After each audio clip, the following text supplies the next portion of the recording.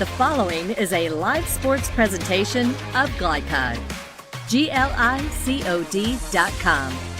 Glycod's coverage of UA Local 502 Louisville Football Friday starts now.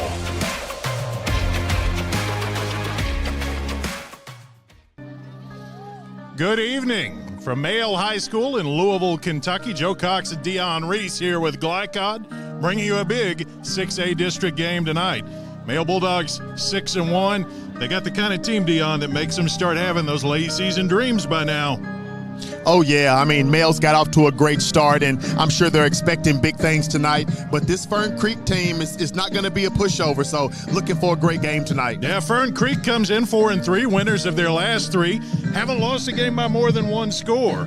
But the big issue for Fern Creek, Dion, the last time they beat Mayo, 1997. That's a lot to overcome for the Tigers. That is a lot to overcome, and I hate to say it, but it's probably not going to get any easier tonight. I mean, this Mayo High School team is just playing well, so it's going to be a tough task for the Fern Creek Tigers tonight. It absolutely will. Lots of stars, lots of backstories that we hope to get you acquainted on ahead of kickoff. Mayo and Fern Creek coming up on the other side of this break. Some comments from Tigers coach Josh Abel. Stay tuned to Glycod, Mayo and Fern Creek.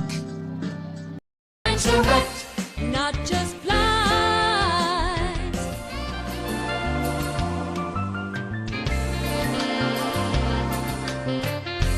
Lines direct, not just flies.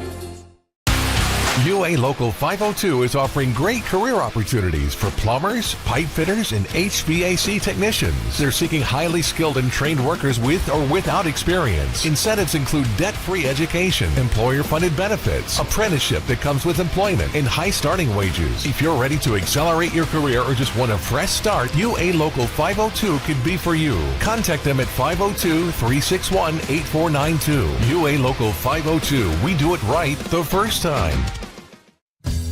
Only your locally owned Cub Cadet dealer has genuine parts, accessories, trained service technicians, and the widest selection of innovative Cub Cadet products. We're here for you whenever you need us, with expert service and support to keep your equipment running at peak performance for years to come. Visit your locally owned power equipment dealer, Anderson Sales and Service in Madison, Crestwood, and our newest location at 1675 Watterson Trail in Louisville. 1965 Male graduate and basketball star George Tensley knows the value of providing quality service, and that's what you get when you dine with Tensley Family Concessions. They provide travelers with many fine choices at Louisville Muhammad Ali International Airport. Whether it's Kentucky Fried Chicken, Chili's, or Starbucks, you know your travel experience will be a more comfortable and convenient one. Learn more about our company by visiting the website tfcfamily.com. Are you a parent battling with raising your child in today's fallen world? You're not alone. The Operation Parent Handbook is your beacon of hope with info and guidance on social media, vaping, anxiety, and more. It's a resource that equips you with the guidance and conversation starters you need in your parenting journey. Use discount code KIDS at checkout to get 10% off any handbook. Visit OperationParent.org to reclaim your confidence as a parent. Operation Parent, you've got this. When you're buying or selling a new home and you want to do it with few hassles, count on Polo Real Estate Group. Founded and owned by 1993 Male High graduate Dion Reese, Polo Real Estate has over 2 decades of experience and offers skillful consultation and representation for your sale or purchase. Polo Real Estate Group, a realtor you can trust. This edition of Coach's Comments is brought to you by Polo Real Estate Group, your one-stop real estate source. Founded by 1993 Male graduate Dion Reese. Contact him at 502-387-6330 or visit online at polorealestategroup.com. Joe Cox getting a pregame word with Coach Josh Abel of Fern Creek ahead of tonight's matchup with Mayo. Coach, 4-3 right now on the season, rather. Big game last week, able to get a close win. Are you happy with the way your team's performing as we get down the stretch of the regular season? Yeah, we're in a little bit more of a rhythm. Offensively, defense, we play hard all the time. It doesn't matter, that seems to be, the most consistent part about our group this year. So you want to have a little bit of rhythm, and even though, 7 points in regulation doesn't seem like it, we were able to move the ball a little bit, and of course that's a rivalry game, and it's the first district game. So, I'd like to say that I'm pretty pleased with where we're headed. Good deal. Caleb Passmore, a quarterback, a guy who's been playing pretty well for you, and a guy who's had some experience now. Does it help to have a quarterback, who's been in games like this before? Yeah, absolutely. And I think that's a theme for our team as a whole. We have a lot of seniors this year, and not all of them have been 4 years at Fern Creek, but most of them have been, and most of them have played in some pretty relevant games. So I think experience as a whole is helping us out, but most certainly at the quarterback position, yeah. Yeah. Defensively, wanted to ask about Travis Moten, a guy who's leading the state in sacks. He's not the only one. You've got several players who've got a lot of tackles for loss and a lot of sacks. Can you make some of those, aggressive negative plays tonight on Mayo? Well, that's the plan, right? That's been part of our identity, and we want to when you're in game 8, you want to stick with what you know and just, be really good at it. And that's the plan. They've obviously got a big time recruit over there playing offensive line and defensive line for them. So it should be an interesting night for sure. Absolutely. Last year, you gave Mayo a really good game in the playoffs. That one was competitive well into the second half. Anything that you can take from that experience and use tonight? Just the I don't even know what the right word is, but public school kids can feel a certain way when they see Mayo, when they see the big M, the big T, or the big X. Mm-hmm. And I've been on teams before that they automatically assume that that's a loss to them. The fact that a lot of those guys that were on that team last year, that competed in that game, and it was a game up until that, late in the third quarter. Mm-hmm. The fact that those guys are a part of that team shows that they don't need to have those negative connotations with male X or T. They can compete with just about anybody. We've played really, really well against some really good competition. We've told the guys several times you're 4-3, but you're 3 plays away from being 7-0. Mm-hmm. The 3 losses we had were by combined 11 points, right. And all 3 games we had the ball in our hands towards the end of the game. So, I think that's the biggest takeaway for me from last year's games. Yep, absolutely. Fern Creek comes in winners of 3 in a row and looking to do some damage tonight against Mayo coming up here on Glycod. Buying or selling a new home, and you want to do it with few hassles? Count on Polo Real Estate Group. Founded and owned by 1993 Male High graduate Dion Reese, Polo Real Estate has over 2 decades of experience and offers skillful consultation and representation for your sale or purchase. Polo Real Estate Group, a realtor you can trust. You cannot depend on Oliver's parallel parking. Hey, you got it, man! But you can always depend on his car starting because he has an Interstate battery. Interstate batteries, outrageously dependable.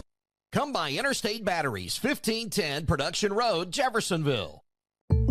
Jake from State Farm. I would like to formally extend my gratitude for the Russell rate on my insurance. Do you mean surprisingly great rates from State Farm?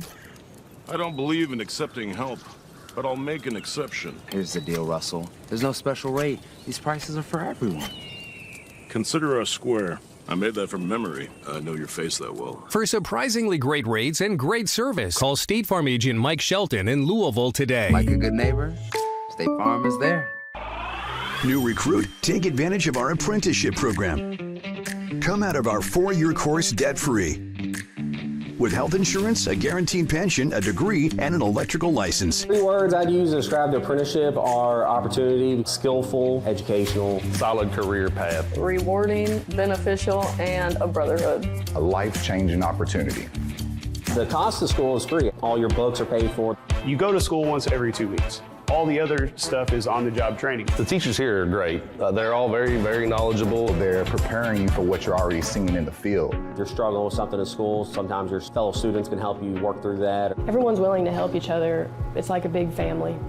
I love being a part of a union, something bigger than myself. This field is so vast. You can find something that you really love to do because there is so much you can do. I went from a job to a life-changing career. Power up your potential with the IBEW.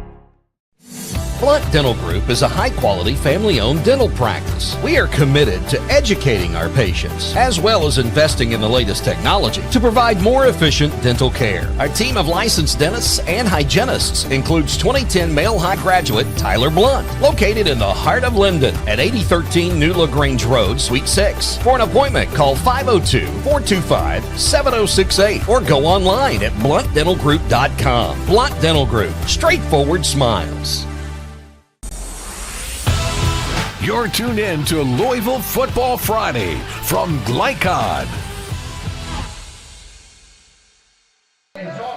Joe Cox back here at Mayo High School. Dion, pretty confident. Coach Josh Abel, as confident as you can be with 19 losses in a row. But one thing I didn't get into a lot with him, they got a defense that's really aggressive. Travis Moten, 12.5 sacks. They got some guys who can fly around and create a little havoc. Oh, no doubt about it. I mean, Fern Creek's got some talent. They always do, to be quite honest. This is always a competitive game. But, again, they've got their hands full. I mean, that Male High School offense has got some diversity. They're switching up formations and players, and they're going to have their hands full tonight. Absolutely. Somebody who hasn't had their hands full tonight is the weatherman. Tonight's weather forecast is brought to you by Blinds Direct. Beautiful night if it doesn't speak for itself. Offering custom blinds, window shades, wallpaper, and more. With over 30 years of serving Louisville, make Blinds Direct your choice for home decor. This might be your choice for weather tonight. Just a gorgeous evening. Running around 63 degrees right now. Going to settle down, even a little bit cooler, but perfect football weather really does sum it up, Dion. Perfect football weather. No excuses in terms of that tonight. It's going to be dry. The temperatures are great. And, again, just looking forward to a competitive football game tonight. Absolutely. We're going to step aside for another word from our sponsors. On the other side of the break, some thoughts from Male Bulldog coach Chris Wolfe. Fern Creek and Male coming up here on Glycod.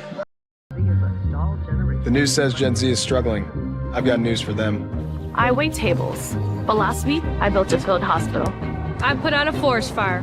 I stopped 1,000 attackers. And a natural disaster. I've saved lives. And led a team on patrol. I serve. Well, I go to school full-time. While I work full-time. The greater the challenge, the stronger we become. UA Local 502 is offering great career opportunities for plumbers, pipe fitters, and HVAC technicians. They're seeking highly skilled and trained workers with or without experience. Incentives include debt-free education, employer-funded benefits, apprenticeship that comes with employment, and high starting wages. If you're ready to accelerate your career or just want a fresh start, UA Local 502 could be for you. Contact them at 502-361-8492. UA Local 502. We do it right the first time. 1965 Male graduate and basketball star George Tensley knows the value of providing quality service. And that's what you get when you dine with Tensley Family Concessions. They provide travelers with many fine choices at Louisville Muhammad Ali International Airport. Whether it's Kentucky Fried Chicken, Chili's, or Starbucks, you know your travel experience will be a more comfortable and convenient one. Learn more about our company by visiting the website tfcfamily.com. Blinds Direct, not just blinds.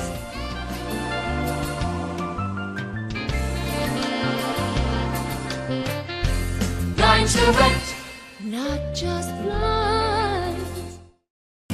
Are you an HVAC and refrigeration tech looking for new opportunities? Tech 24 is your single source for commercial HVAC, refrigeration, and kitchen equipment maintenance all across the country.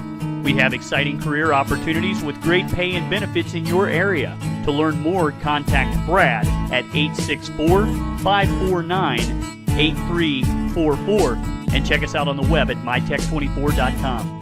864-549-8344.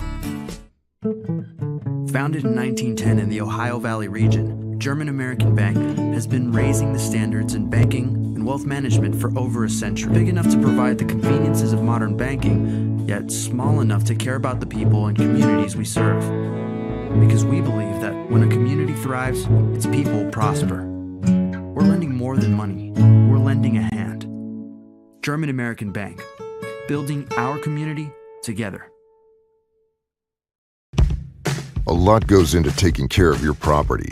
You need equipment with more durability, versatility, and #1 rated reliability built in, like Kubota compact tractors that can do it all right, Z-Series mowers that deliver a quality cut, and the Sidekick utility vehicle built for hard work and fun at 40 miles per hour. Kubota equipment lives up to the highest standards. Yours. Visit your local dealer today.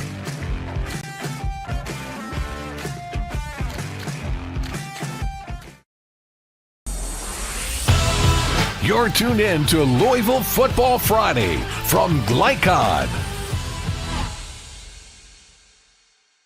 Joe Cox here with Coach Chris Wolfe for pregame chat ahead of Male's matchup with Fern Creek. First thing I want to ask you about, Coach, this just jumped out at me on the numbers from your last game. I mean, I don't think anybody's going to throw you a sympathy party, but when you post a win like that, it looks like you only got 10 offensive snaps in the game. How does that change things up in the week to come? Do you just kind of throw that out? Do you let your guys go a little extra in practice? Does that change anything? Well, it was actually 13, but we got 13 snaps. We had one offensive snap in the second half. Wow. So I think that's an all-time low. I can't imagine I've ever had a game in 25 years where we only ran 13 offensive plays and only one offensive play in the second half. So to answer your question, a lot of our guys are a little bit beat up, so it actually ended up being maybe a little bit of a welcome relief. As you know, we did play a lot of our offensive guys on defense. Spike, who normally plays some snaps on defense. Andrew Verbancic, who normally plays some snaps on defense. Those guys didn't play any defense.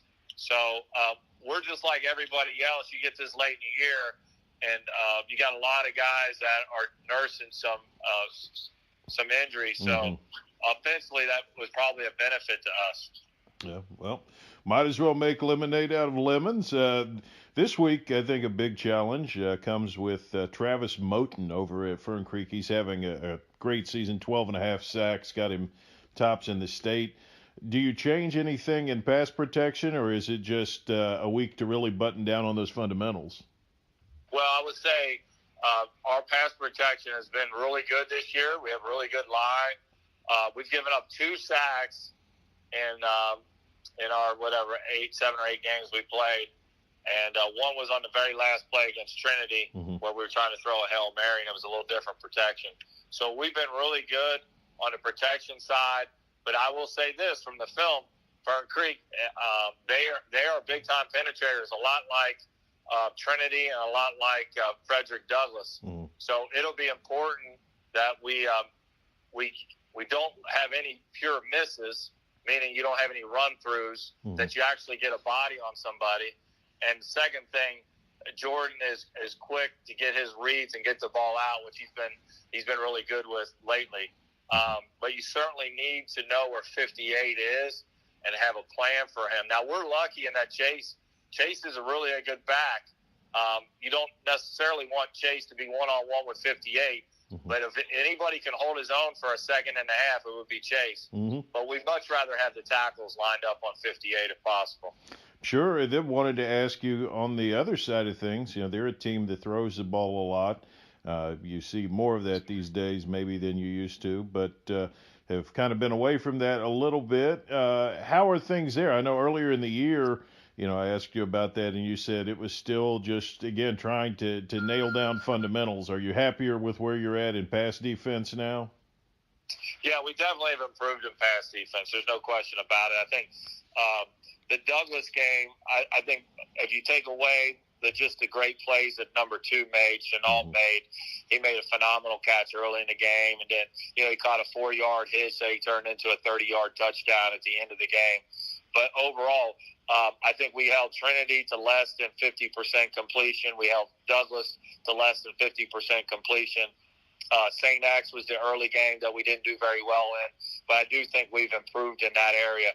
The routes, I think we're tight to routes in most cases, but even if you're tight to routes, if they have really good players, they're going to make a few plays, so you got to be aware of that. But the main thing is we don't have guys that are running wide open, which we had a few of those early in the year.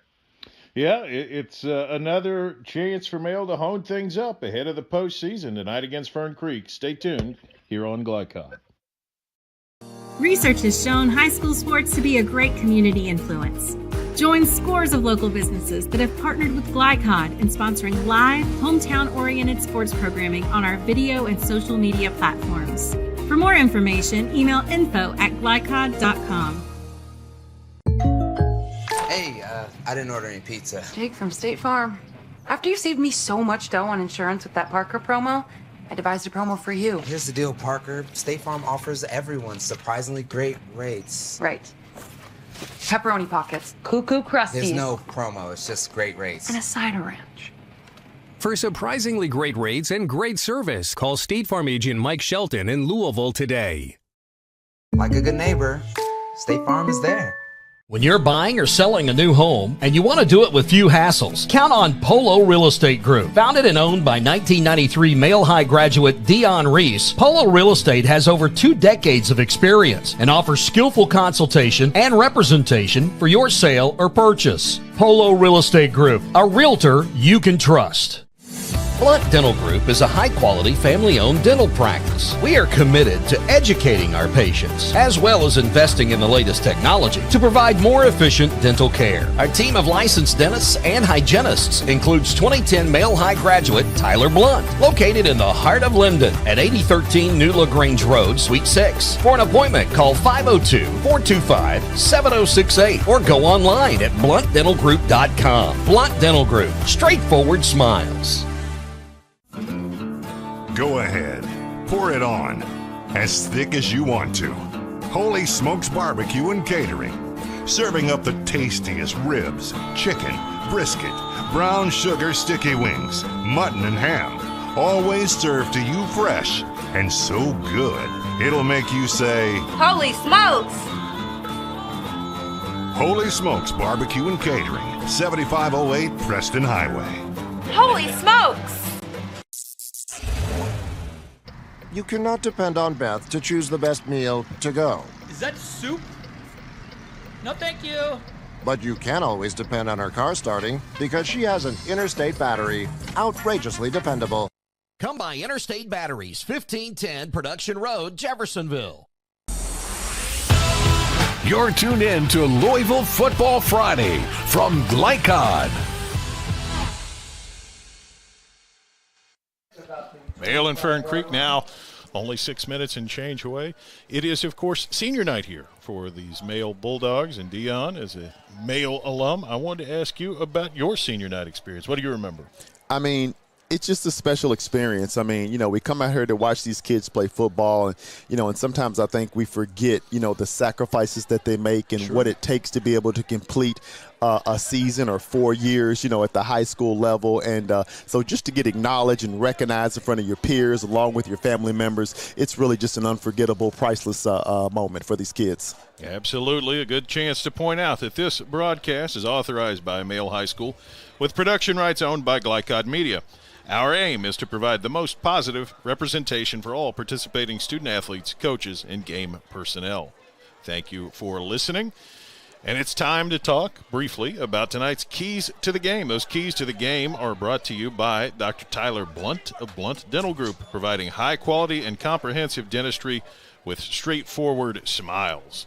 Blunt Dental Group, keys to the game. Dion, I know we talked about this earlier. You had a lot on your mind. Fern Creek and Male, they both have some interesting things. Let's talk about the Tigers first. You pointed out some good things there. Yeah, I think it's important that that they establish the running game. I think they're going to need at least 100 yards on the ground. I'm not worried about Caleb Passmore. I mean, his record and his stats speak for themselves. He's going to play well, and I think he has a better chance of playing well as long as they're moving the ball on the field. And obviously they need to protect Passmore so that he can do what he needs to do. Absolutely. They know they will see some heat. That's just kind of an inevitable part of taking on this Male team. And the Bulldogs at 6-1, working their way into full postseason mode, but there's still things they're working on. Oh, yeah, they're working on some things, and one of those things that it seems like they're working on weekly is a ton of different formations. They got several different guys who will accept a snap from the center. You know what I mean? Harrison is throwing the ball, then he's catching the ball, and Williams is throwing the ball, and Chase Burton might take some snaps, and that's a lot to deal with for this Fern Creek defense. So it'll be an interesting test for them tonight. Well, and an interesting test for them. You heard Coach Wolfe earlier. I had it at 10. I was a little bit off, but only 13 offensive snaps last week. I think they're probably hungry for a few more this week. Oh, no doubt about it. I mean, I'm sure they got some guys who normally don't get a lot of reps. They were able to get some time. But the good thing about it, like Coach Wolfe spoke about, is they got some rest. So I expect those guys to come out fresh and pretty explosive tonight. Absolutely. Chase Burton closing in on that 1,000-yard mark. That's always a big deal. Going to keep an eye on that. And then, you mentioned Fern Creek with Passmore. Male's got to do some things to get some heat on him. Oh, no doubt about it. They really need to try to win that battle up front and get some pressure on him, because if you give him some time, he's shown that he can be explosive back there and make some big plays. Absolutely. We're going to step aside for one more brief break. And on the other side, Male and Fern Creek coming up here on Glycod. You cannot depend on Carl to make peace with his seatbelt, but you can always depend on his car starting because he has an Interstate battery. Interstate batteries, outrageously dependable. Come by Interstate Batteries, 1510 Production Road, Jeffersonville. UA Local 502 is offering great career opportunities for plumbers, pipe fitters, and HVAC technicians. They're seeking highly skilled and trained workers with or without experience. Incentives include debt-free education, employer-funded benefits, apprenticeship that comes with employment, and high starting wages. If you're ready to accelerate your career or just want a fresh start, UA Local 502 could be for you. Contact them at 502-361-8492. UA Local 502. We do it right the first time. From Glycod, it's UA Local 502 Louisville Football Friday. UA Local 502, they do it right the first time. Tonight's game is brought to you by Tinsley Family Concessions, commitment to quality. The Army National Guard, where the next greatest generation is now. German American Bank, building our community together. Polo Real Estate Group, a realtor you can trust. IBEW Local 369. Power up your potential. Blunt Dental Group. Straightforward smiles. State Farm Insurance Agent Mike Shelton. Like a good neighbor, State Farm is there. And Holy Smokes Barbecue. Now to the field for all the action from Glycod on UA Local 502 Louisville Football Friday.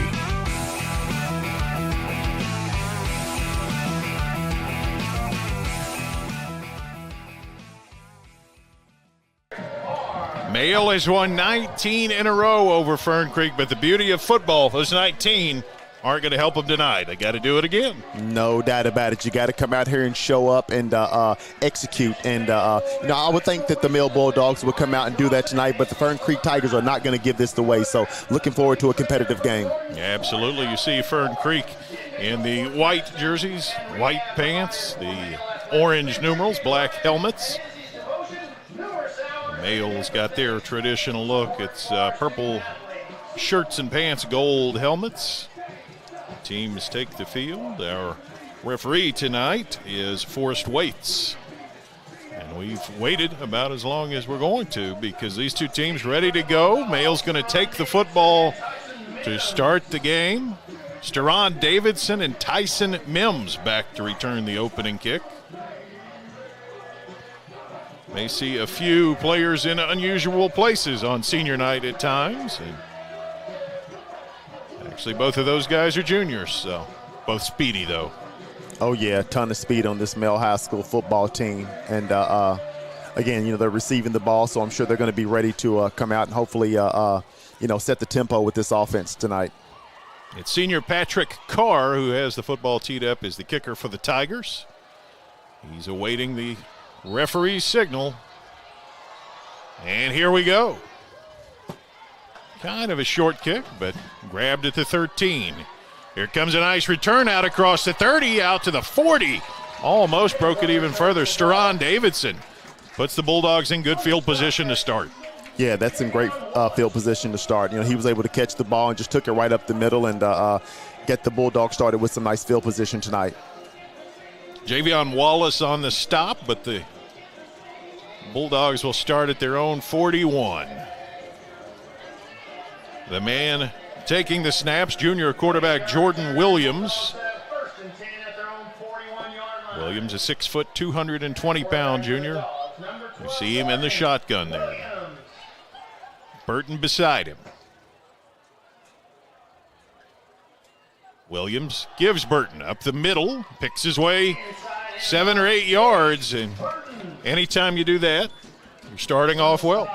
Oh, yeah. And Male typically starts off well. It seems like Burton's touches the ball, and he's got 3 yards. So a nice start for the Bulldogs, and him getting that running game established is really important for this Bulldog offense.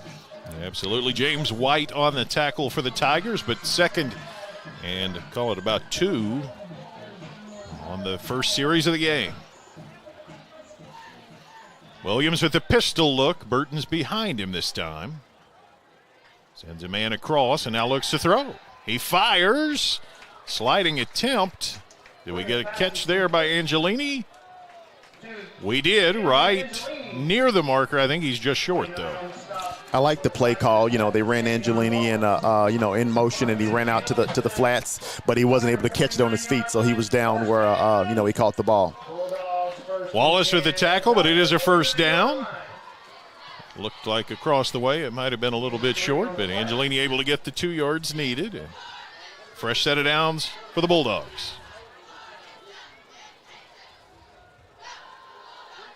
Empty backfield this time for Williams. 3 receivers to the right, 2 to the bottom of your screen, the left. Now Burton shifts back into the backfield. Williams to throw. Sets up a screen. Burton's got it. Can he break free? He still picks up 8 or so. Just low risk, solid play that again puts him in second and short. Yeah, low risk, solid play, but just still, they started out with no backs, and they bring Burton back to the backfield and hit him on the short pass there for a great gain. Jaden Samuels on the tackle for Fern Creek, but already a pickup of 8. Male's gone from their own 41 to the opposing 41. See what they've got up their sleeves next. Shotgun formation for Williams this time. Jefferson across formation. Gives Burton. Got the first down. Not much more, but keeps the chains moving. Picks up 3 or 4. Yeah, not much more, but he did get a first down. Again, I love them putting the ball in Burton's hands. It's just always a positive situation typically. Samuels on the tackle. He spotted him at the 38, but it is a first down there. This opening possession of the game.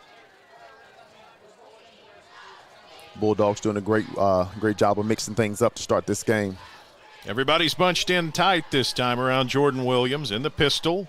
Burton behind him. Give Burton. Churns his way down to the 30.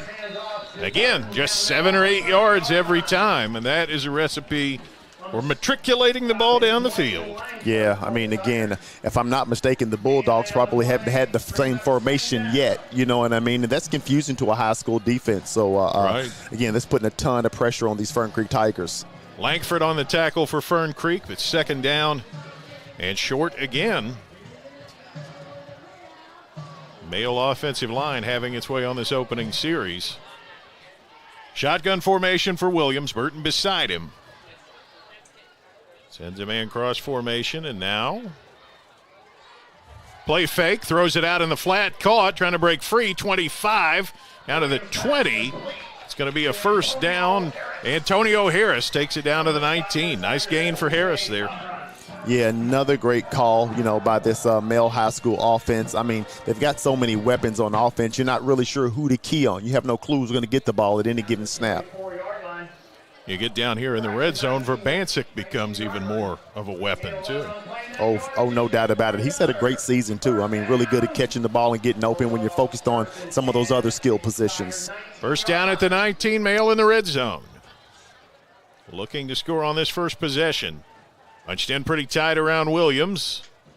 Williams gives Burton, picks his way, and just stays on it, grinds down near the 10-yard line. I started to say only a short gain, but then he just kept pushing, and it's another solid 8 yards or so. Nothing new out of Burton. I mean, again, you give him that ball, and you might get there, but you got to get him to the ground, So he does a great job of keeping those legs pumping and getting those extra yards. Actually mark him with a first down, first and goal at the 9 after that run. They list Burton at 200, but he gets that momentum going forward. He runs heavier than that. Oh, yeah, he's a ton to bring to the ground, and he's pushing up on that 1,000 yards. Burton the setback behind Williams under center. Williams pitches it out to Burton. Can he sweep that edge? 10, 5, touchdown.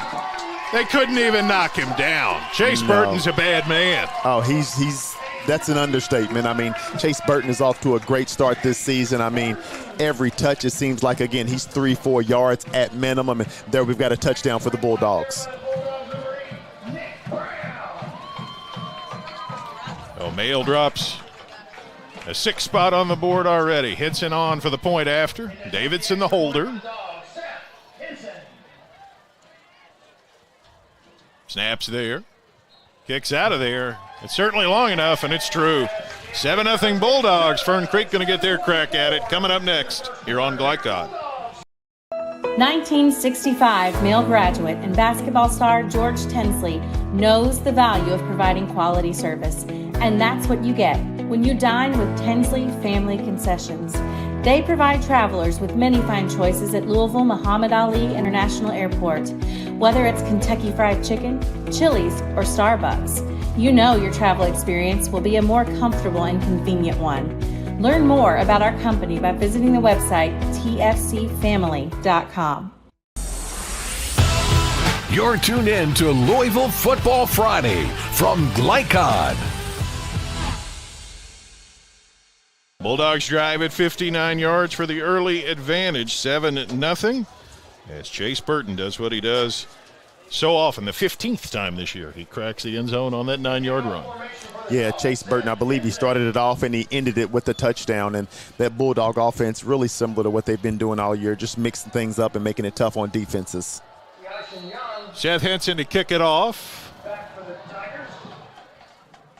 Nice driving kick. Settles near the end zone, but not quite in it. Return man out across the 10. Finds some room, but not much. Taken down right around the 20. So it ended up working out about the same way as if they'd just taken the touchback. Kaishawn Young taken down around the 20. Yeah, nice deep kick by the Bulldogs and some nice coverage as well. So the Bulldogs have got him in some nice field position in terms of Male High School, and let's see if they can hold him down here. Fern Creek's offense goes through Caleb Passmore, 6'2", 190-pound senior. He's been a very efficient passer on the season so far. He's thrown 19 touchdowns, only 6 interceptions. Yeah, that's a pretty impressive resume, but he's got his work cut out for him with this Male High School defense. So let's see how well he does this evening. Passmore's got everybody bunched in tight around him in the shotgun. He hands it off and nothing doing. Male is all over it. Takes the ball carrier down in the backfield for a loss. Yeah, it's really important that Fern Creek, hopefully they can establish that run game in order to give Passmore some room to be able to get the ball down the field. Young hauled down by Christian White, among others. And we talked about how 2nd and 2 made things easy. Well, 2nd and 12 makes things harder. Makes things much harder, especially against this Male High School defense and the pressure that they seem to be getting already up front. Again, a pretty tight, bunched-up formation for the Tigers of Fern Creek. See what they got on 2nd and 12, a 3-man shift. Moten in there at tight end. He's a big body.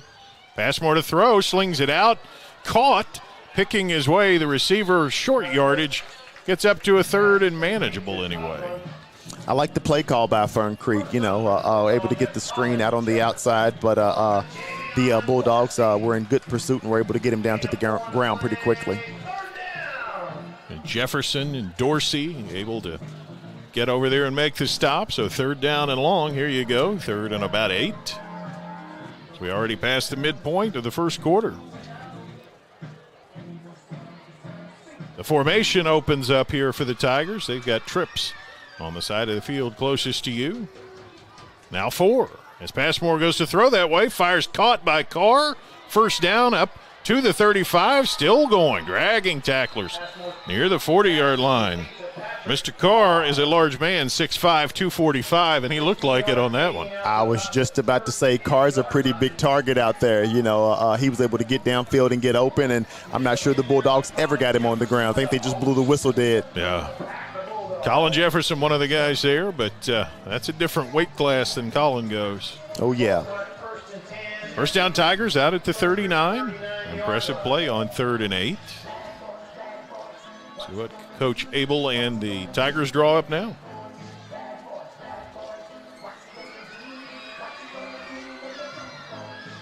So it's an empty set this time, and the trips on the far side of the field for Passmore. Now 4 receivers that way. Passmore looks that way. Pressure. He's hit. He's sacked. Way to stick to it for the Bulldogs right there. Yeah, really, really great pressure by the Bulldogs front 4. They would have able to get back there, and Passmore just didn't have time to set up and make anything happen. It was Jeremiah Priest able to make the tackle. And boy, 2nd and 12 was bad. And that looks preferable to where you're at after the sack. 2nd down and about 18, back to the 31.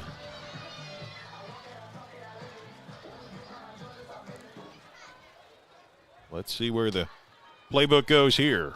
Trips right again. Passmore throws left. Got his man. Short gainer out to the 35. And a little bit more. Nice completion to John Smith. And that makes it a 3rd and manageable anyway now. Yeah. Again, I like the play call by the Fern Creek Bulldogs, not trying to get it all at once. They were able to make a decent gain on that play, and I'm sure they'll be looking to do the same thing here on 3rd down.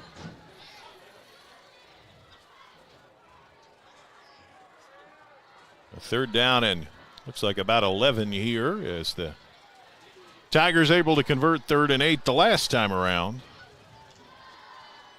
I imagine Mayo will make sure they know where Mr. Carr is this time. 4 receivers right. Everybody's to the right. Now 5 that way. Passmore throws that way. It's caught. Can they shake it free? They get some yardage, and they didn't, but they came really close. Nice play right there to get right up near the marker. Brody Treyu, the guy who's able to shake free long enough to make a 4th down. An interesting call here. Yeah, nice play by the Fern Creek Tigers. He was able to get almost the first down there, but a great play call and some great gains on that play they called. Colin Jefferson stopped him short, 4th and 1. This is where that ground game you talked about could come in handy, Dion. Yeah, but it's so tough. Again, you got to win that battle up front, so it'll be interesting to see where they go this play. Kind of slow getting it to the line, but here they come. Looks like everybody's going to be bunched in.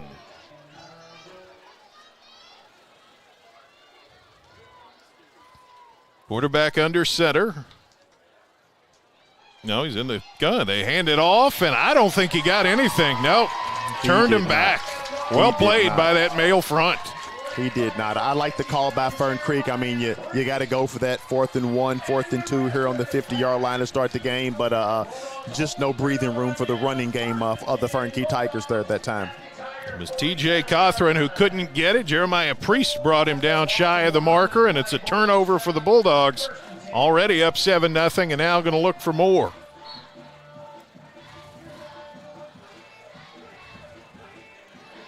I feel like every time the Bulldogs line up, I need to see who's at quarterback these days.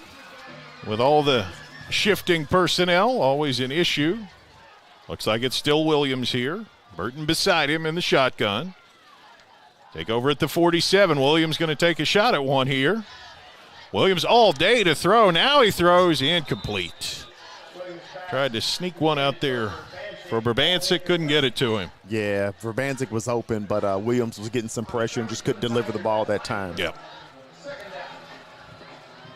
Good patience there. You like the pocket awareness to not rush anything. And Brabantzik came open, just short-armed it a little bit.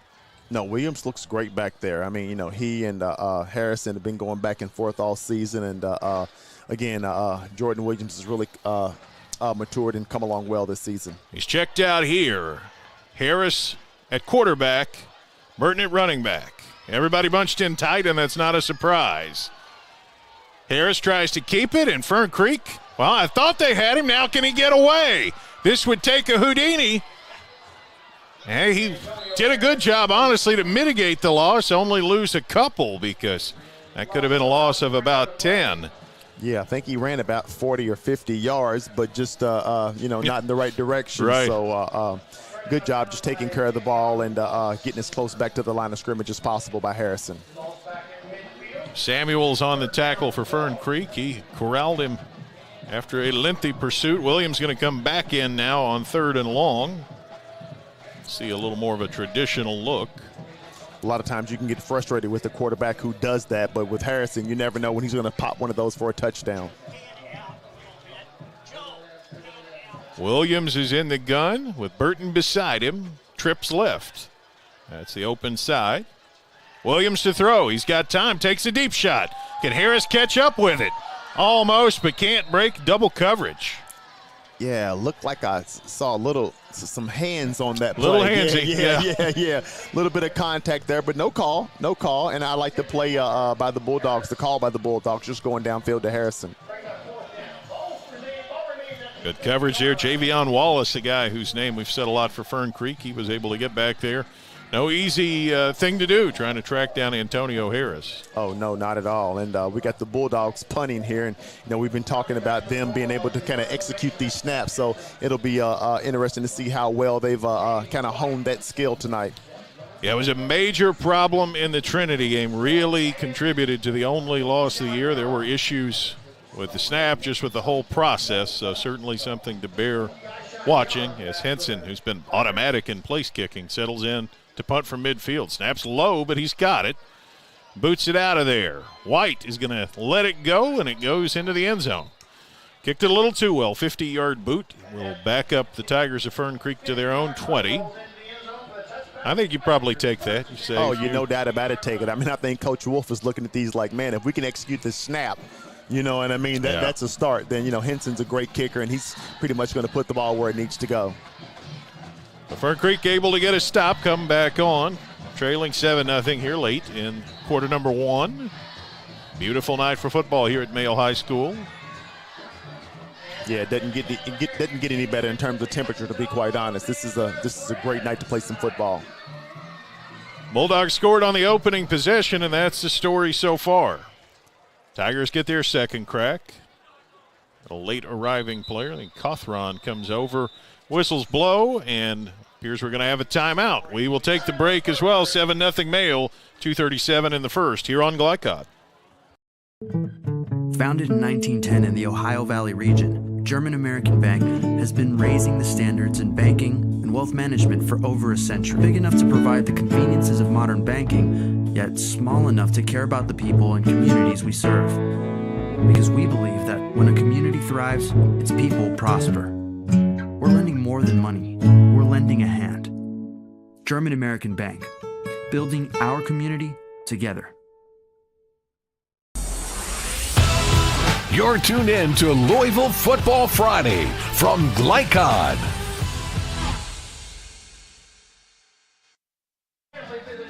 Seven 7-0 Male. Fern Creek, I think, had some issues with personnel and just trying to get everything straightened out. So, before you put yourself in an early hole, probably best to make sure you're happy with your situation here. No doubt about it. That's a good call by the Fern Creek offense if they didn't think they had the right lineup out there, because, again, every possession is going to count here in this game tonight.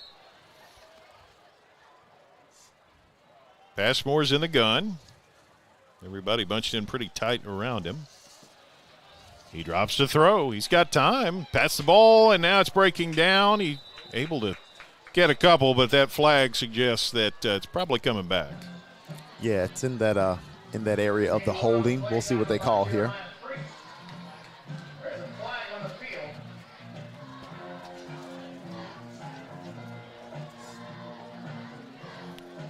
Still awaiting confirmation, but Fern Creek's moving backward. And yeah, it is indeed a hold. Christian White, and I think it was Beasley who were tracking him. Jeremiah Priest out there too. I do like the decision by Passmore. You know, he didn't see anything downfield, so he just went ahead and took it up the middle to try to gain what he could. He's pretty comfortable back there. Again, an experienced quarterback, went all the way for him last year, and there's no substitute for that those game reps. No doubt about it. He's got some serious experience under his belt. First and 20, though, after the hold. And Fern Creek starts in a hole here. Shotgun formation. Hand it off inside and just, well, able to squirm for a couple of yards. It was a nice play by Jackson just to get anything out of that. Yeah, that was one of my keys, that they could at least get 100 yards on the ground. I mean, it's a tall task against this Male High School defense, and the Fern Creek Tigers are struggling here early. Christian White on the stop for the Bulldogs. Second down and a bunch. Male's got him backed up. You know, that Bulldog secondary knows it gets a short field in its face. It's a chance to swoop in. Passmore's under center. He drops to throw. Now it's breaking down. He's still trying to get it out of there. He manages to avoid the sack and runs for his life, and I think gets back to around the line depending on where he ran out of bounds. Yeah, great. Actually a great play by Passmore, you know, taking care of the ball and making sure that he didn't take a loss, but even better coverage by that Male High School defense back there. I know Passmore looked up and he had big spike soles breathing down his neck, and that is not a comfortable feeling. Right. In addition to those, that secondary of the Bulldogs really covering well. Yeah. They give him a yard. White was the man who eventually tracked him down. Third and a bunch. Call it 17 as we near the end of quarter number one. Empty set for Passmore. Looks left, throws left. Oh, almost a pick six. That sure was. You know that is a sick feeling in the stomach for Albert Bledsoe. Goodness. Oh, my goodness. Yeah, he had that one. It was right there in his hands. Yeah, I know he wish he could have those over, yeah. Yeah, Albert, visions of grandeur flashed for a second there, and then the ball hit the ground. So yeah, he read it well. He did everything right except haul it in. No doubt about it. You don't get many of those opportunities, but he wasn't able to haul that one in. Colin Jefferson back to return a punt. Carr punts as well as kicks. Fourth and long, he's got it. He gets it out of there. It's a driving kick. Jefferson's going to grab it. Here he comes. Can he make a little magic? He might. Not quite. Still 15 yards, and he makes you hold your breath every time he touches it and gives the Bulldogs excellent field position. Yeah, that's definitely some great field position by the Bulldogs. I mean, Jefferson did a good job of gaining some yardage on that and putting the Bulldogs in a pretty good position to start this next series. Darius Woodford able to haul him down and Male back on the attack at the 35. Williams out there at quarterback. No chicanery personnel-wise, so everybody's bunched in tight, and Williams is under center. Burton is the setback. Feel like a pitch right could be the call. Nope, just hand it off. Burton puts his foot in the ground and explodes for about 13 yards. Yeah, just another solid run by Burton. And to be quite honest, I feel like you could have pitched it right and probably got similar to the outcome that we just saw. It's hard to go wrong when you put the ball in the hands of Chase Burton. As fast as he is, his ability to slam on the brakes is startling sometimes. Oh, no doubt about it. I mean, I'm so impressed with his not only his speed and his power, but his patience and wait for certain seams to open up and then hit him hard. Fannin and Lucky on the stop for Fern Creek. Mail near the red zone here. First down. Williams under center. Leaves it with Burton. Picks his way this time only about 2. Yeah, the Fern Creek Tigers did a halfway decent job of defending that time. Well, that one's going to end the first quarter. Mail ahead 7-0 and will be in the red zone when we open quarter number 2. 7-0 Bulldogs. Stay tuned here on Glycod. UA Local 502 is offering great career opportunities for plumbers, pipe fitters, and HVAC technicians. They're seeking highly skilled and trained workers with or without experience. Incentives include debt-free education, employer-funded benefits, apprenticeship that comes with employment, and high starting wages. If you're ready to accelerate your career or just want a fresh start, UA Local 502 could be for you. Contact them at 502-361-8492. UA Local 502. We do it right the first time.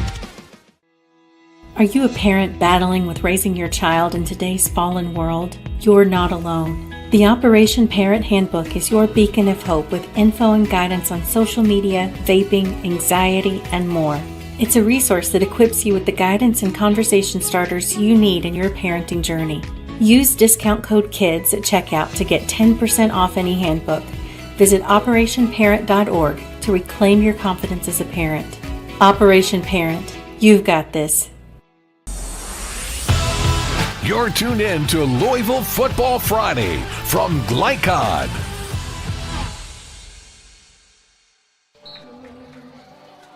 Seven to nothing, Mail. The Bulldogs knocking on the door for more. Second down, 8 to go as we open quarter number 2. As we begin the second quarter, Bulldogs, second down. Shotgun formation for Williams. Burton beside him. Send a man across formation. Williams to throw. Fires to the man who crossed. And into and out of the hands of Antonio Harris. That is an unusual sighting. That's exactly what I was going to say. That's a rare drop by Antonio. He normally pulls those in. I think he was looking to run a little sooner than he actually had the ball in his hands. Wallace was in coverage, but his best defense was simply letting that one go. So third down now for the Bulldogs.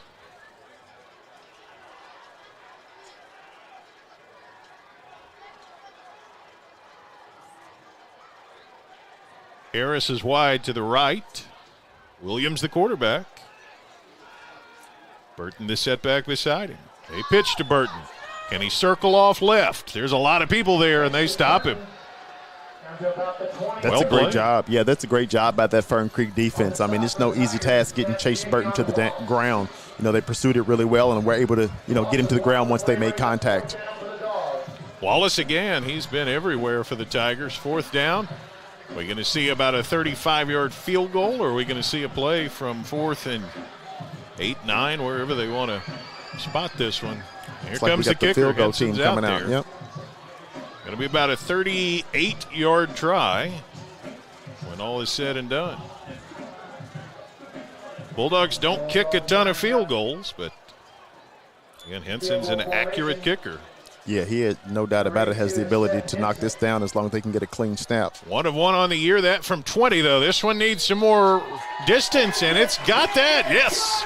Good for Henson. 10-0 Mail. We'll be back here on Glycod. Not just blinds.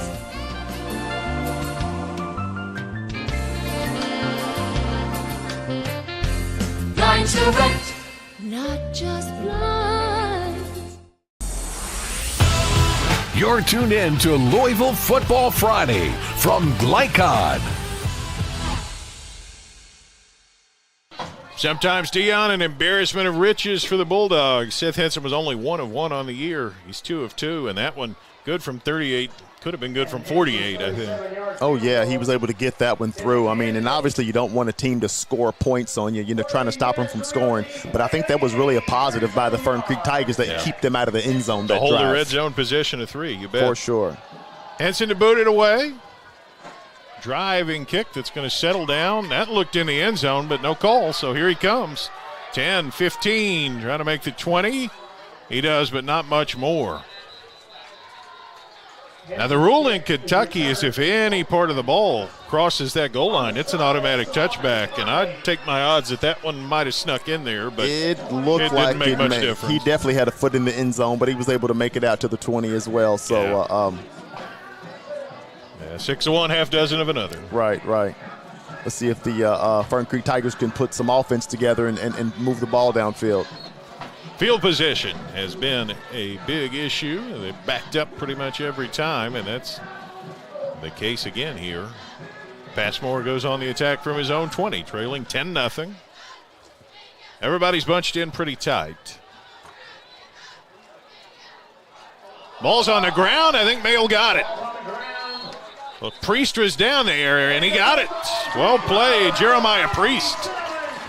Yeah, that's exactly what you can't have. I mean, it's tough enough trying to stop this Male High School offense. You can't give them additional shots in the red zone. Yeah, you had just said, did a great job to hold it to 3 and then turn around on the next offensive snap and give the ball back in slightly better field position. So that's not a recipe that the Tigers want to find themselves cooking up tonight. Yeah, the Tigers could use another big stop right now. You don't want to let this. And that's quite an ask, yeah, you know? It is quite an ask in the red zone with this Male High School offense. Williams at quarterback, Harris to the left, Angelini right. Burton the setback for Bancic, the tight end, settles in on the right. A lot of talent there, Joe. A lot of weapons. A lot of options. Williams sends Burton in motion.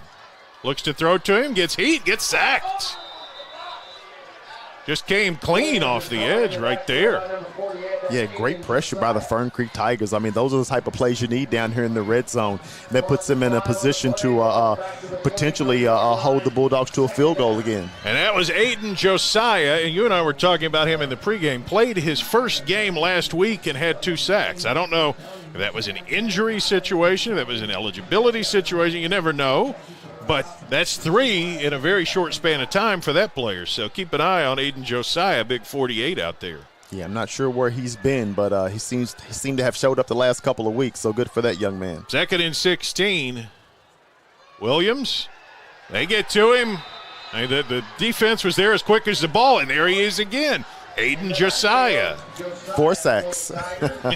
Oh my goodness, Josiah has been able to get some great pressure on the quarterback back there and actually get him to the ground. So kudos to him. And it looks like the Fern Creek Tigers are doing a good job at keeping the Bulldogs out of the end zone this time. 3rd down and a mile after that one.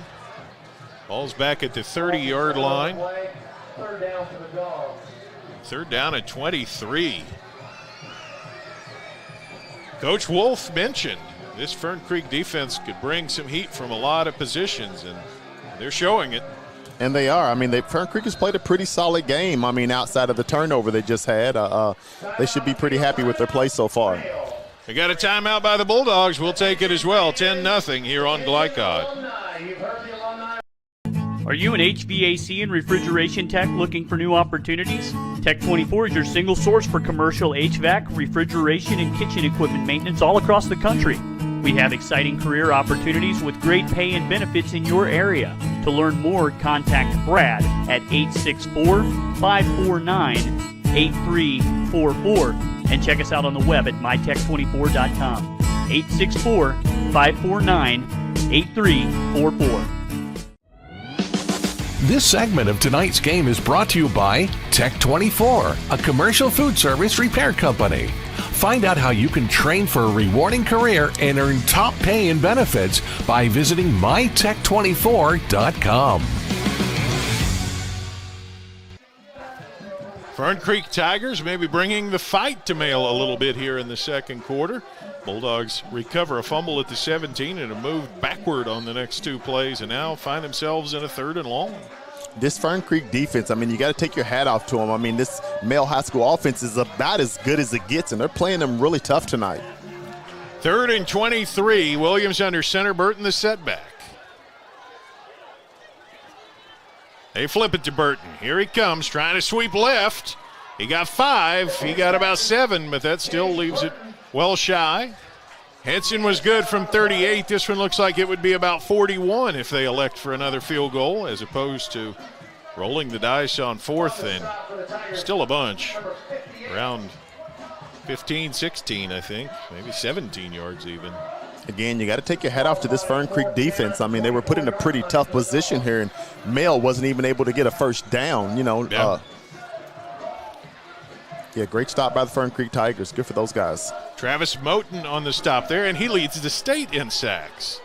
It's the offense. No kicker on. 4th and long, rolling the dice. Jefferson crosses formation. Williams to throw it. Fires downfield. Picked up. Well, it's incomplete. Honestly, they're upset, but it's probably better as an incompletion because it's a turnover on downs. A nice bit of coverage.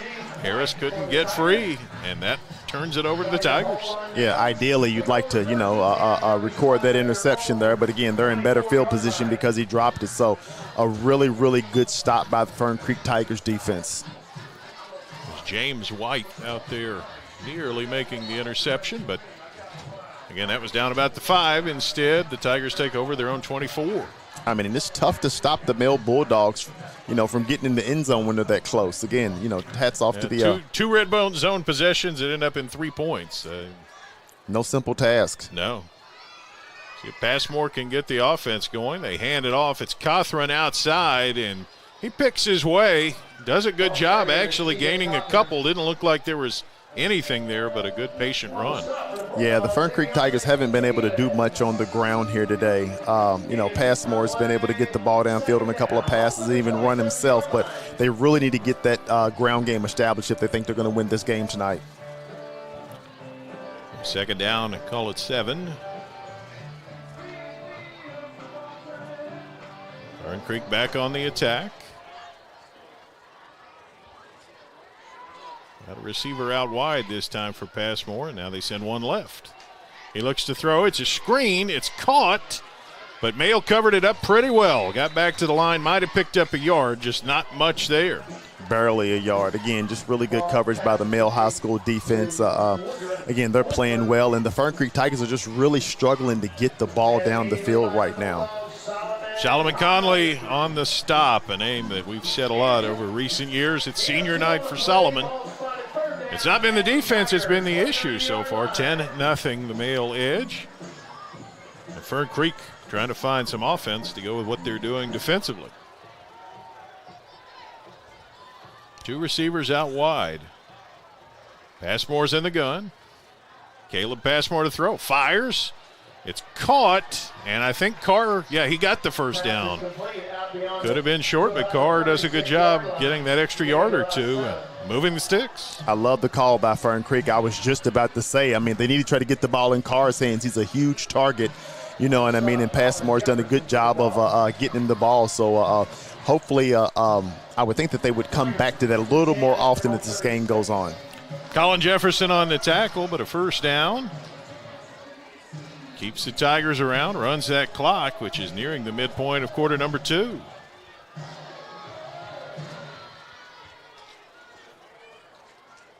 First down, Fern Creek. Out across the 36, Passmore. Looks to throw, fires a quick hitter, incomplete, and that is a dangerous play when the ball ricochets off and goes up in the air like that. It sure was. Looked like there may have been a little confusion. Again, I'm looking at Carr out here on the outside. He's got the size advantage over any defensive back of the Male Bulldogs. I think I would go at him a little more often than they have been so far. Yeah, good point. 2nd and 10. While Male has some excellent defensive backs, none of them are 6'5" or anywhere close to 245. Exactly. So. You can have as good a coverage as you want, but if a guy's just out, he's got more size than you, it's really tough to get the ball out of his hands. 2nd and 10. Everybody bunched up except for one target out wide, and I believe that's Carr. Handed off, Cothran hit in the backfield. Might have gotten back to the line, might not have done that. Just wasn't anything there. I don't think he got there. Again, they're really struggling to move the ball on the ground, and it's something that they're really going to need to try to figure out one way or another, again, if they're going to make some progress in this game offensively. Been tough sledding. Tishner, one of the defenders, in there for the Bulldogs, and now 3rd and long for the Tigers. Didn't have this one on my scorecard for a defensive slobber knocker, but since the first possession, kind of what we've had. Yeah, pretty impressed by the, again, like I said, the Fern Creek defense. And, I mean, if you ask me, I'm going to try to get the ball in Carr's hand again. Trips right, Carr's the middle one. They look toward him, throw outside, incomplete. Even if that was caught, it was going to be 6 yards shy of the first down. So. Yeah, just wasn't able to hold on to that one. Again, I like the play call, but I don't think it was going to be a first down either way. Punting situation, Bledsoe on coverage. Jefferson drops back to return. Carr to punt it.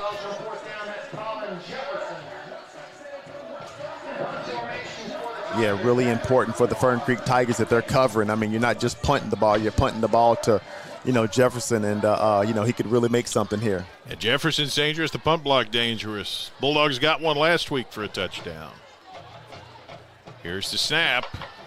Came close to that one, but they got it out of there. Jefferson from the 29. Here he comes, trying to find that edge, and Fern Creek does a good job. They hem him in, hold him to 9 or 10. Yeah, that was excellent punt coverage by the Fern Creek Tigers. They're a nice, strong punt. They were able to hold off that pressure of the Bulldogs and get down and cover on the punt. Great job by the Fern Creek Tigers. Nice tackle by Cage Fannin. Male Bulldogs go back on the offensive from their own 39.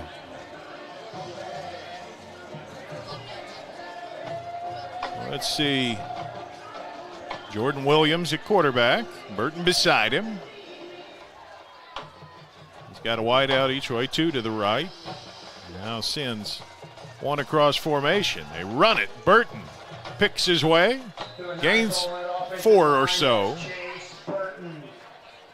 Nice solid run by the Bulldogs. They bring Jefferson in motion here just to try to kind of confuse things and give it to Chase right up the middle, and he gets his typical minimum of 3 yards there on the carry. Yeah, at this point, I think maybe less is more. You try to get back to basics a little bit in that offensive huddle, I would expect. 2nd and 7.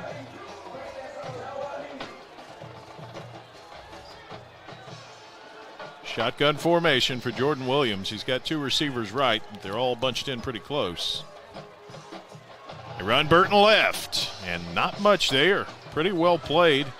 He twists his way for a yard or 2, but this Fern Creek defense has tightened up even on the ground game.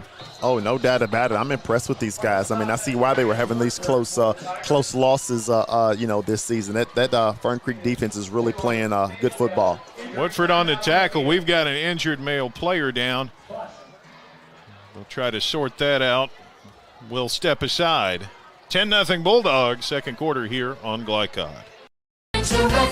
Not just blind.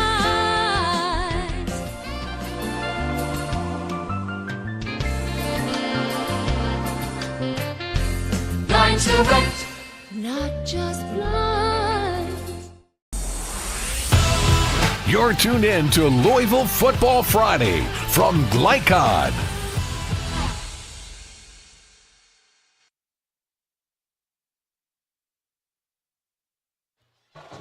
Chase Burton, the injured Bulldog player, shaken up. Hopefully one of these instances where it looks worse than it is. Yeah, looks like he might be laying on his stomach, which is not typical. You hope in a situation like that maybe he just gets the wind knocked out of him. Right. That is plausible. Even if he had the wind knocked out of him, typically they'd have turned him over on his back. I'm not sure what's going on with Chase this Well, the staff's going to tend to him. We'll take another brief break. We'll be back. 10-0 Male here on Glycod.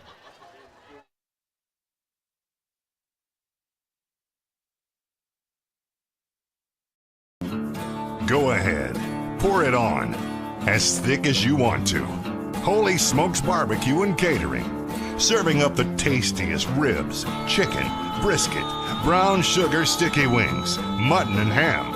Always served to you fresh and so good, it'll make you say, Holy smokes! Holy Smokes Barbecue and Catering, 7508 Preston Highway. Holy smokes! Blunt Dental Group is a high-quality, family-owned dental practice. We are committed to educating our patients, as well as investing in the latest technology to provide more efficient dental care. Our team of licensed dentists and hygienists includes 2010 Male High graduate Tyler Blunt, located in the heart of Linden at 8013 New LaGrange Road, Suite 6. For an appointment, call 502-425-7068 or go online at bluntdentalgroup.com. Blunt Dental Group, straightforward smiles. New recruit, take advantage of our apprenticeship program.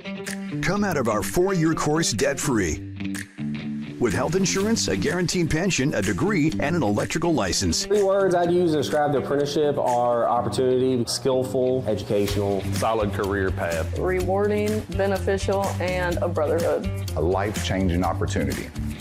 The cost of school is free. All your books are paid for. You go to school once every 2 weeks. All the other stuff is on-the-job training. The teachers here are great. They're all very, very knowledgeable. They're preparing you for what you're already seeing in the field. You're struggling with something in school. Sometimes your fellow students can help you work through that. Everyone's willing to help each other. It's like a big family.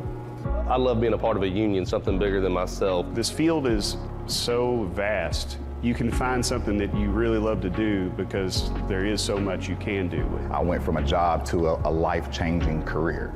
Power up your potential with the IBEW.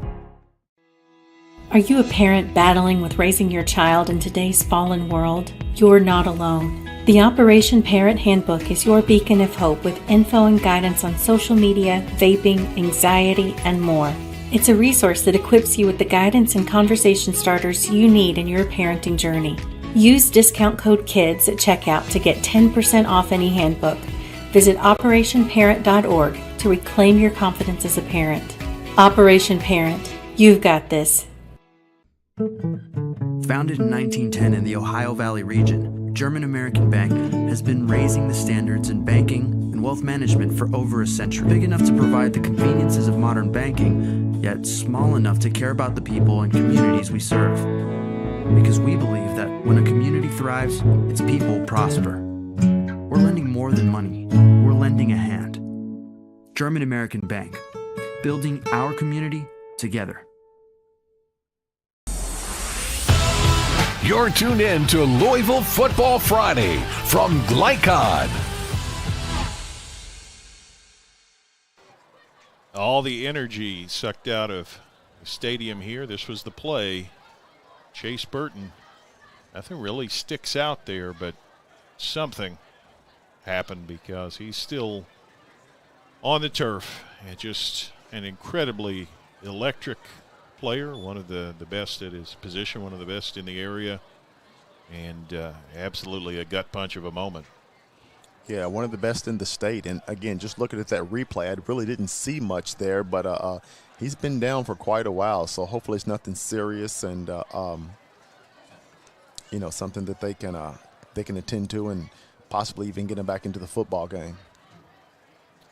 I still haven't seen him moved. It's been a while now, and everybody kind of gathered around.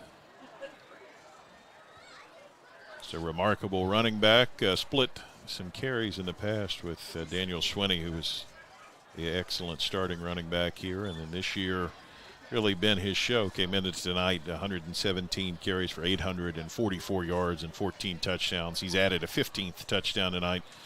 Probably surpassed 900 yards. Just, again, one of the truly outstanding players. And he's been down a long time.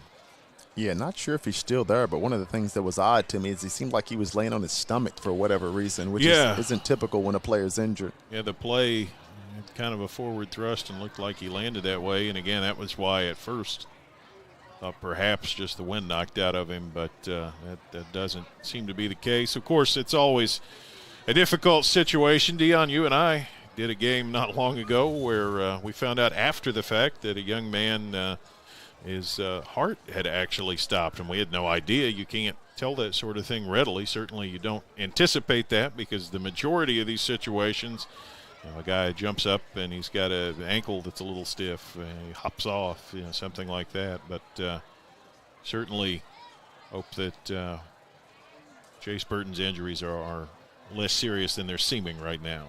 Yeah, no doubt about it. Prayers out to that young man. Hopefully, again, it's not anything too serious, but he has been out there for quite a while, and quite the group of adults, have started to surround him, trying to get him in better shape and I guess off the football field. Absolutely. You see the Fern Creek players now have all kind of sat down. I think a sobering moment for everybody. It's an amazing game. We're glad to cover it and bring it to you, but it's a contact sport, and on any given play, virtually anything can and sometimes, unfortunately, will happen. We're going to step aside for another break, and hopefully we can get Mr. Burton attended to. But thoughts and prayers with Chase Burton at the moment. It's 10-0 Mayo late in the second quarter. Jake from State Farm. I would like to formally extend my gratitude for the Russell rate on my insurance. Do you mean surprisingly great rates from State Farm?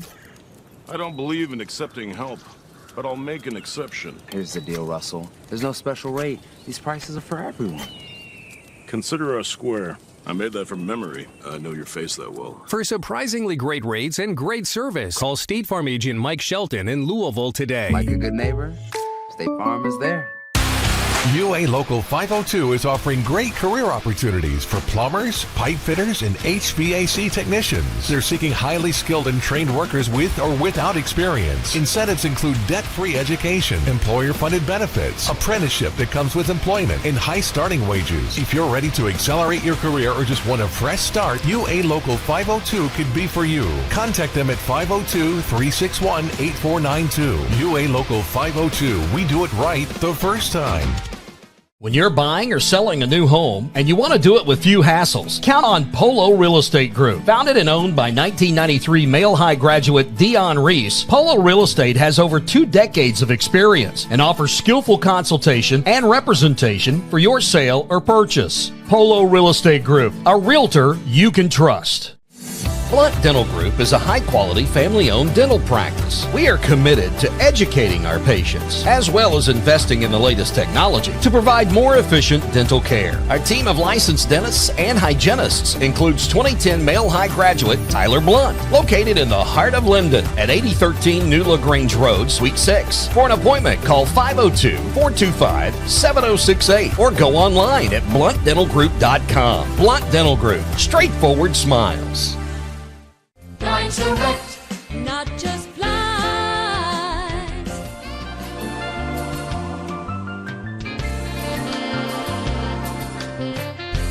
Blind Direct, not just blinds. 1965 male graduate and basketball star George Tinsley knows the value of providing quality service, and that's what you get when you dine with Tinsley Family Concessions. They provide travelers with many fine choices at Louisville Muhammad Ali International Airport. Whether it's Kentucky Fried Chicken, Chili's, or Starbucks, you know your travel experience will be a more comfortable and convenient one. Learn more about our company by visiting the website tfcfamily.com. Founded in 1910 in the Ohio Valley region, German American Bank has been raising the standards in banking and wealth management for over a century. Big enough to provide the conveniences of modern banking, yet small enough to care about the people and communities we serve. Because we believe that when a community thrives, its people prosper. We're lending more than money. We're lending a hand. German American Bank, building our community together. You're tuned in to Louisville Football Friday from Glycod.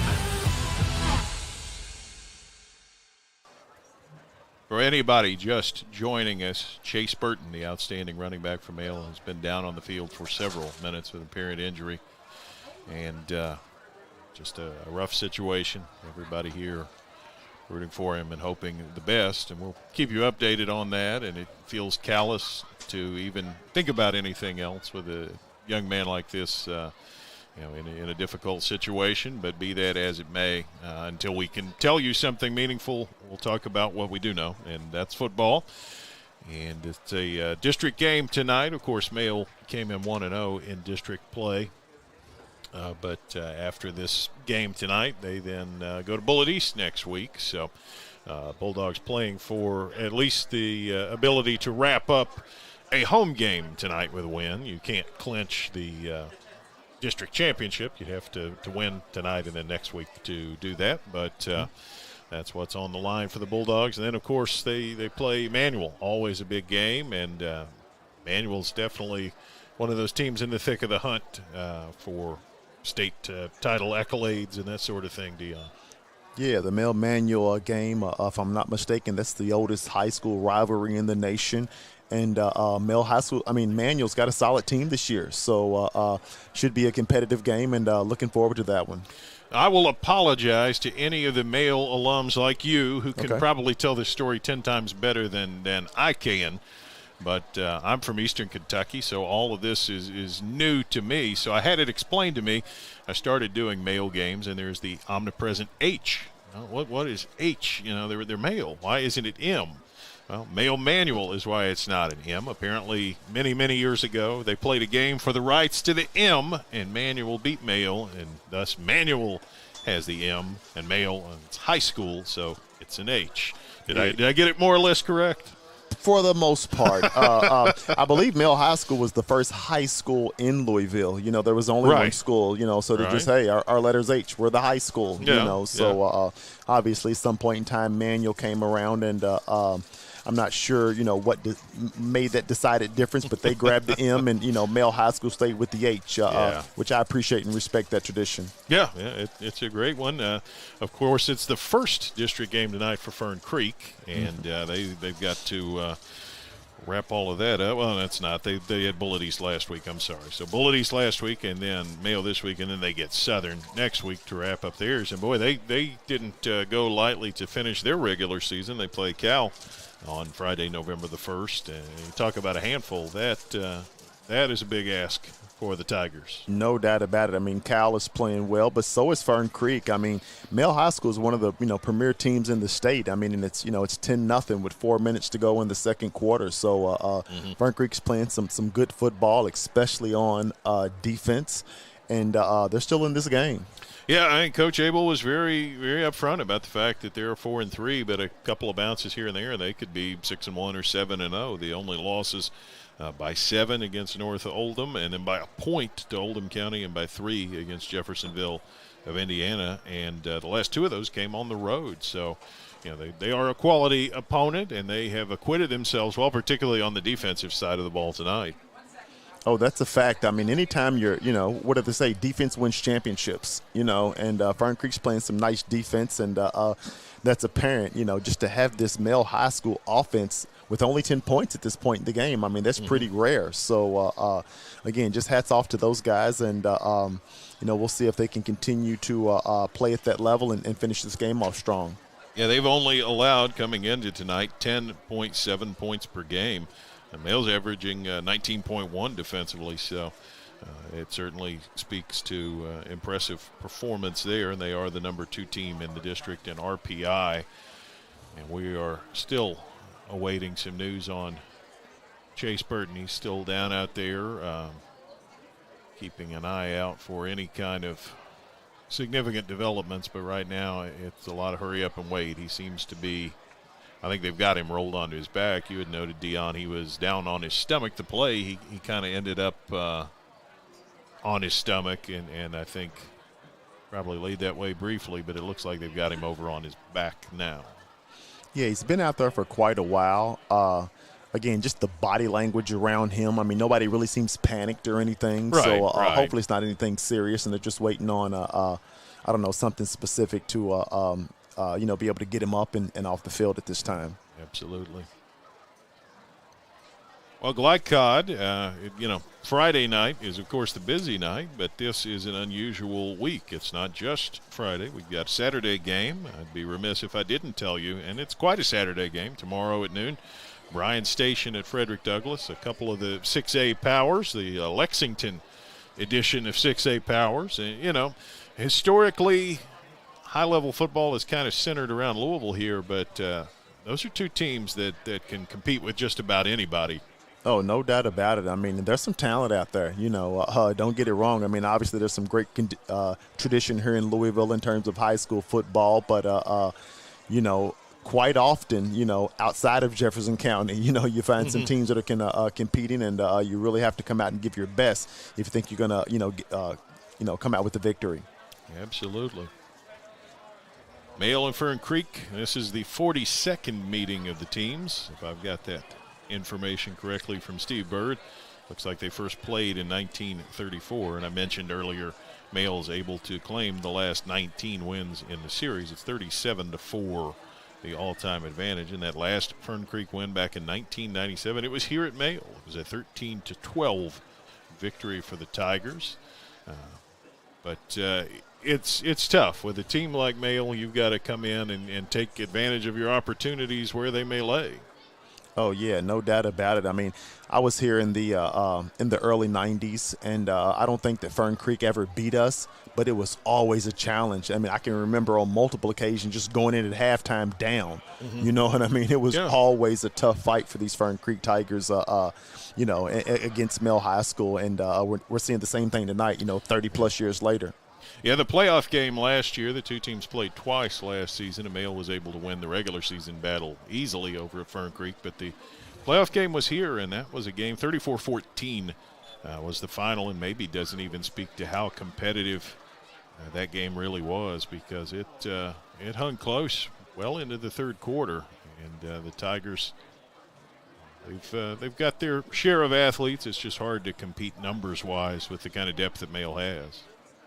Yeah, I mean, just looking at this Fern Creek defense and the way they are playing against this Mill High School offense, I mean, I say they're one of the, just as good as anybody's defense in the state. I mean, again, this Mill High School offense is a powerhouse with a ton of formations and a ton of talent. And, again, they got them to, 10 points, with 4 minutes to go in the second half. So very impressive outing for this Fern Creek defense. We're going to step aside for another break as they deal with Chase Burton down on the field. 10-0 Mail, second quarter here on Glycod. Research has shown high school sports to be a great community influence. Join scores of local businesses that have partnered with Glycod in sponsoring live, hometown-oriented sports programming on our video and social media platforms. For more information, email info@glycod.com. Hey, I didn't order any pizza. Jake from State Farm. After you saved me so much dough on insurance with that Parker promo, I devised a promo for you. Here's the deal, Parker. State Farm offers everyone surprisingly great rates. Right. Pepperoni pockets, cuckoo crusties. There's no promo, it's just great rates. And a cider ranch. For surprisingly great rates and great service, call State Farm agent Mike Shelton in Louisville today. Like a good neighbor, State Farm is there. When you're buying or selling a new home and you want to do it with few hassles, count on Polo Real Estate Group. Founded and owned by 1993 Male High graduate Dion Reese, Polo Real Estate has over 2 decades of experience and offers skillful consultation and representation for your sale or purchase. Polo Real Estate Group, a realtor you can trust. Blunt Dental Group is a high-quality, family-owned dental practice. We are committed to educating our patients, as well as investing in the latest technology to provide more efficient dental care. Our team of licensed dentists and hygienists includes 2010 Male High graduate Tyler Blunt, located in the heart of Linden at 8013 New LaGrange Road, Suite 6. For an appointment, call 502-425-7068 or go online at bluntdentalgroup.com. Blunt Dental Group, straightforward smiles. Go ahead, pour it on, as thick as you want to. Holy Smokes Barbecue and Catering, serving up the tastiest ribs, chicken, brisket, brown sugar sticky wings, mutton and ham, always served to you fresh and so good, it'll make you say, Holy smokes! Holy Smokes Barbecue and Catering, 7508 Preston Highway. Holy smokes! You cannot depend on Beth to choose the best meal to go. Is that soup? No, thank you. But you can always depend on her car starting because she has an Interstate battery, outrageously dependable. Come by Interstate Batteries, 1510 Production Road, Jeffersonville. You're tuned in to Louisville Football Friday from Glycod.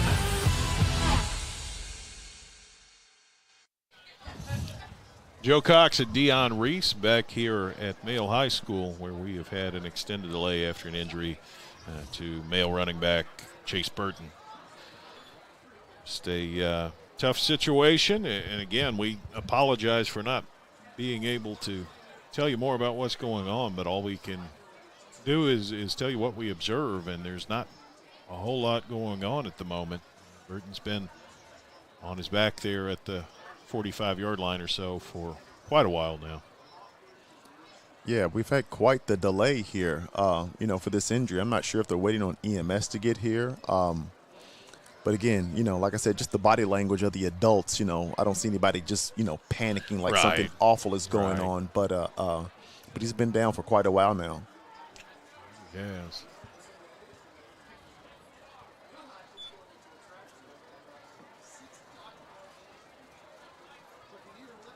Football Friday kind of had the air sucked out of the stadium when Chase Burton went down. Tough situation. You'd imagine Shelton Sweeney is probably going to be the next man up when we get back to play. Sweeney has had a pretty good season in relief to this date. He's a 5'6" sophomore, but he runs kind of bigger than that size. 21 carries, 108 yards, 3 touchdowns. Had a touchdown last week in that Southern game, so he's seen a few snaps, but really no way to quantify what the potential loss of a player like Burton means to your team.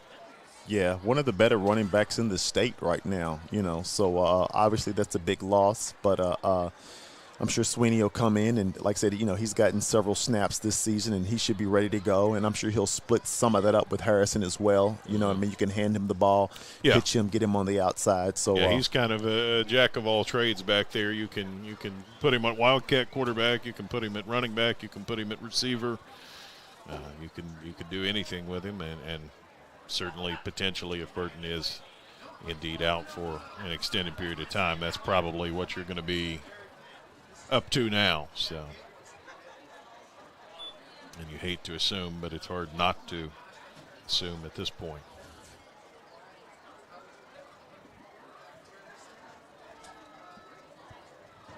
Yeah, it looks like everyone just seems to be waiting, at this point, like they're waiting on something. So, right. Good news would be certainly welcome. It's a serious-looking situation, and again, we've said it all. One of the best players at his position in the state, if not more than that. So, and having a solid game tonight. He's already been in the end zone and got quite a few yards on the ground, which is typical, for Chase Burton. So, even though they got some talent on that Male High School offense, this would be a big loss for him. Offensive line has had some struggles tonight, and I think, whenever we get this under control and going again, I imagine you really want to lean on those guys to say, take a load off the guys who are going to be handling the football the rest of the night. They've been probably rubbed pretty raw by this whole experience. I mean, this is actually quite the break. I mean, the guys really need to warm up some. You know what I mean? Guys have cooled off. They're sitting down on, Indian that's style. it. Looking at the sidelines, you can tell players that kind of don't know, do I jog around? Do I throw the ball a few times? Or do I just sit and wait and worry about my teammate or my opponent, as case may be? No protocol for them any more than there's protocol for us in these types of situations. Yeah, no doubt. And it'll be important for both teams to try to come back out and just confirm some momentum.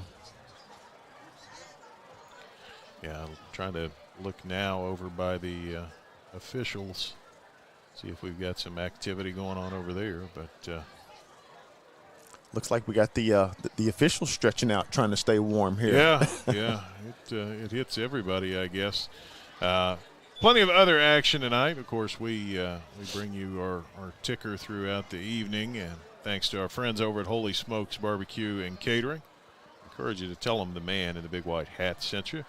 Understand they've got a pretty spectacular pork chop over there on Preston Highway. I encourage everybody to check that out. But appreciate their sponsorship, and there's plenty of good action going on tonight, and we'll be bringing you that all night down there on our Glycod ticker.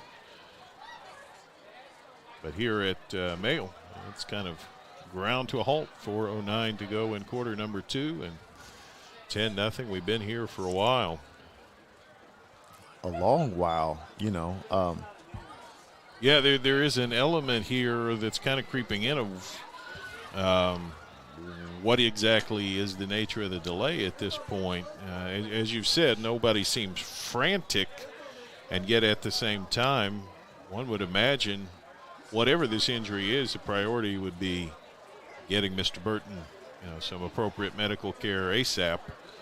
But he's still down at the 45-yard line where he went down in the first place. Yeah, I feel like I see some folks with EMS out there on the field, just no stretchers or no ambulances or anything. So right. Hopefully get some clarification, and whatever we learn, we will of course pass it along. But respect to the young man and his family, and there's just again you can't prepare for this. I see Chris Wolfe just walking toward the sideline. It's again, it's part of the game, but it's not a part of the game that you can afford to focus on, because right. if you think about it, you won't get much of anything else done, I suppose. Yeah, they don't seem to be making much progress, that we can see in terms of just getting this young man some help. Well, I see EMS here to the left. Maybe they're going to be picking him up here. Yeah, off in the distance, I see the lights of an ambulance approaching, so we'll let you know as soon as it becomes clearer if this is indeed their destination, as it looks as though it certainly could be. And yes, there's a golf cart, it appears, leading the ambulance as the Mail team now comes out to about the hash marks. I think they want to express their support and their love for their teammate, but at the same time, there's a situation where I think Coach Wolfe said, stay back. You don't want to complicate anything here. So they're out at the hash, and Burton is on his back right in the middle of the field at the 45-yard line, and the ambulance has indeed turned into the far side of the Memorial Stadium drive.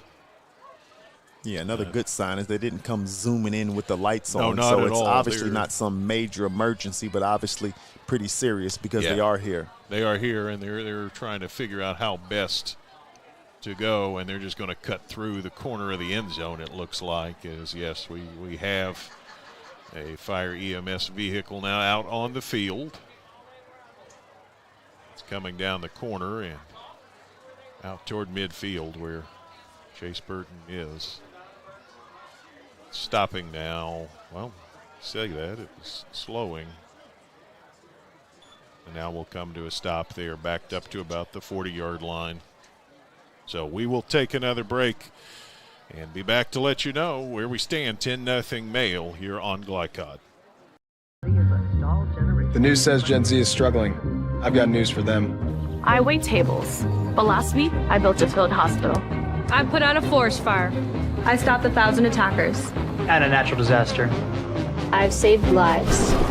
And led a team on patrol. I serve. Well, I go to school full-time. While I work full-time. The greater the challenge, the stronger we become. UA Local 502 is offering great career opportunities for plumbers, pipe fitters, and HVAC technicians. They're seeking highly skilled and trained workers with or without experience. Incentives include debt-free education, employer-funded benefits, apprenticeship that comes with employment, and high starting wages. If you're ready to accelerate your career or just want a fresh start, UA Local 502 could be for you. Contact them at 502-361-8492. UA Local 502. We do it right the first time. 1965 Mail graduate and basketball star George Tensley knows the value of providing quality service, and that's what you get when you dine with Tensley Family Concessions. They provide travelers with many fine choices at Louisville Muhammad Ali International Airport. Whether it's Kentucky Fried Chicken, Chili's, or Starbucks, you know your travel experience will be a more comfortable and convenient one. Learn more about our company by visiting the website tfcfamily.com. Blinds Direct, not just blinds.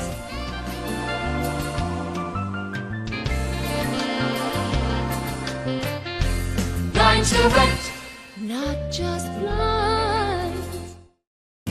Are you an HVAC and refrigeration tech looking for new opportunities? Tech24 is your single source for commercial HVAC, refrigeration, and kitchen equipment maintenance all across the country. We have exciting career opportunities with great pay and benefits in your area. To learn more, contact Brad at 864-549-8344 and check us out on the web at mytech24.com.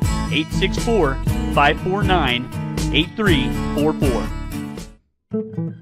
Founded in 1910 in the Ohio Valley region, German American Bank has been raising the standards in banking and wealth management for over a century. Big enough to provide the conveniences of modern banking, yet small enough to care about the people and communities we serve. Because we believe that when a community thrives, its people prosper. We're lending more than money. We're lending a hand. German American Bank, building our community together. A lot goes into taking care of your property. You need equipment with more durability, versatility, and #1 rated reliability built in. Like Kubota compact tractors that can do it all right, Z-Series mowers that deliver a quality cut, and the Sidekick utility vehicle built for hard work and fun at 40 miles per hour. Kubota equipment lives up to the highest standards. Yours. Visit your local dealer today.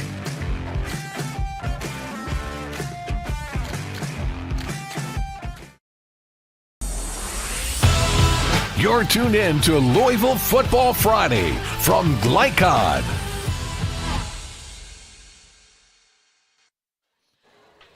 That's an experience that I have never before seen. Chase Burton has been helped onto a stretcher, and they are loading him in the EMS vehicle.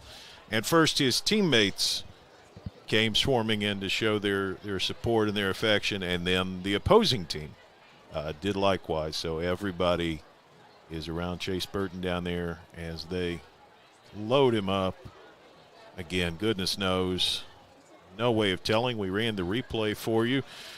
It was a fairly straight-ahead running play that didn't bear any hallmarks of any kind of serious turmoil, but Burton went down on his stomach, it looked like, and then just it has remained so for a veritable eternity. And the least important thing about this is everybody's got to warm back up. I mean, this has been, I don't have a watch on it, but if it hasn't been a half-hour delay, I would be shocked.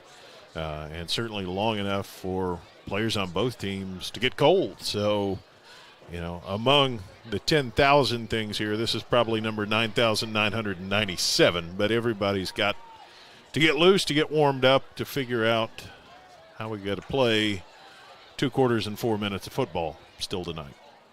Yeah, you know, the good news is they've got Chase, in the emergency service vehicle, and I'm sure he's headed to the hospital to get the proper care. And looks like the male Bulldogs are getting down on one knee, just saying a prayer for Chase. Not sure what's going on with him, but again, thoughts and prayers to his family. And you'd love to see the Fern Creek team come over as well as the male high school Bulldogs. I mean, as important as these games seem to us, and as much as we get fired up, at the end of the day, it's a game. So that's it. Good show of sportsmanship by the Fern Creek Tigers there. Yeah, you compete your rear ends off between the lines, but when something like that happens, it has a way of bringing perspective even to competition.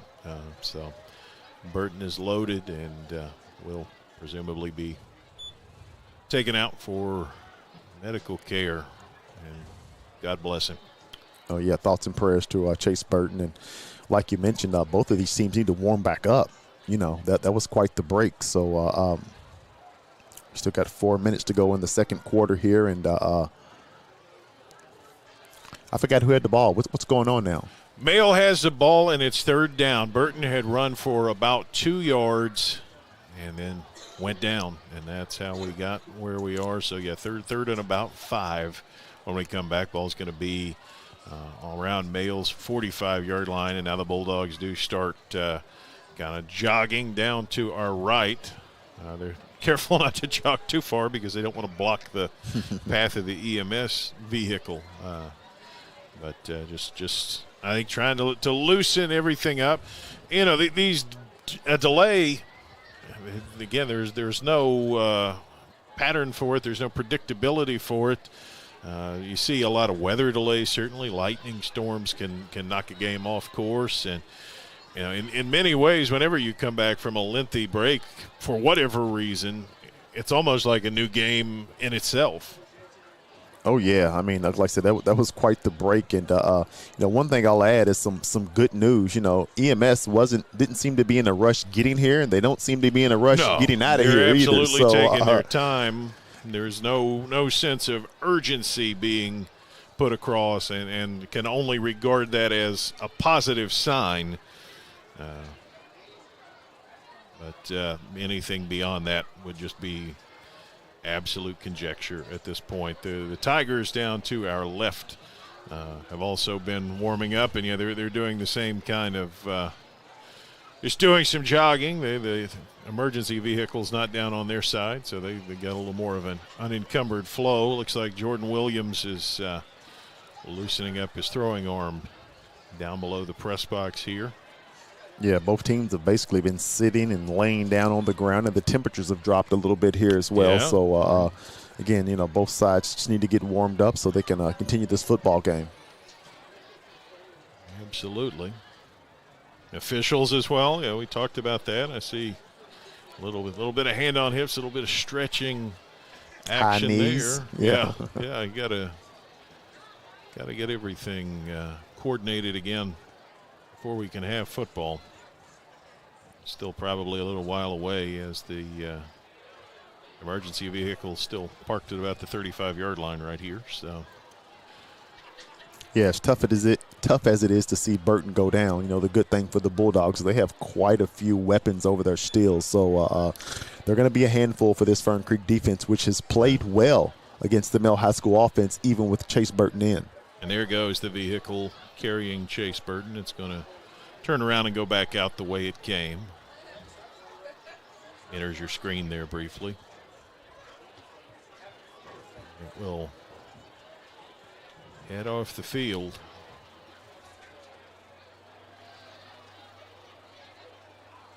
Certainly a surreal moment, and obviously so for certainly Chase and his family, but for anybody. You talked earlier. It's senior night, which is always kind of a testament to the teamwork concept and the amount of work and the amount of time that goes in, whether you're, you know, QB1 or you're the last guy on that roster. You put in your hours and your blood, sweat, and tears, and when one of your brothers has an injury, it's a tough thing to watch.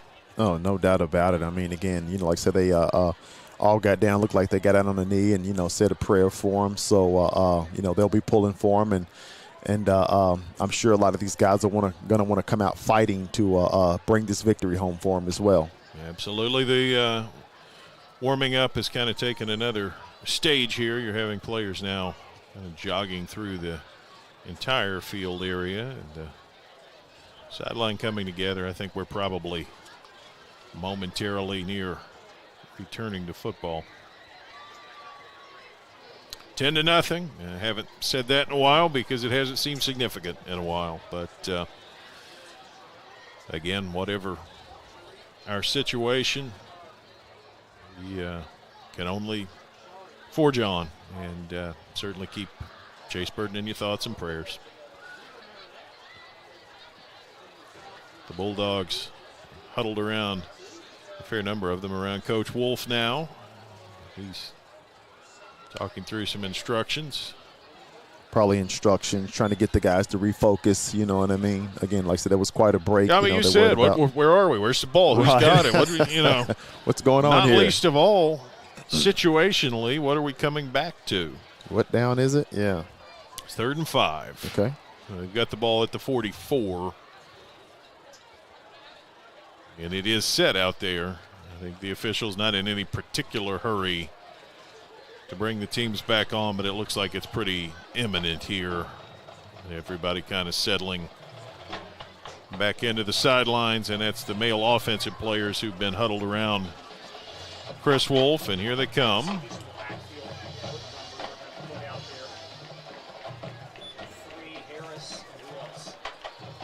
Oh, yeah, trying to see if Sweeney is out there. No sign of him. No, in fact, it's going to be Markalen Churn who's going to take the first snap at running back now with Chase Burton unable to go any further.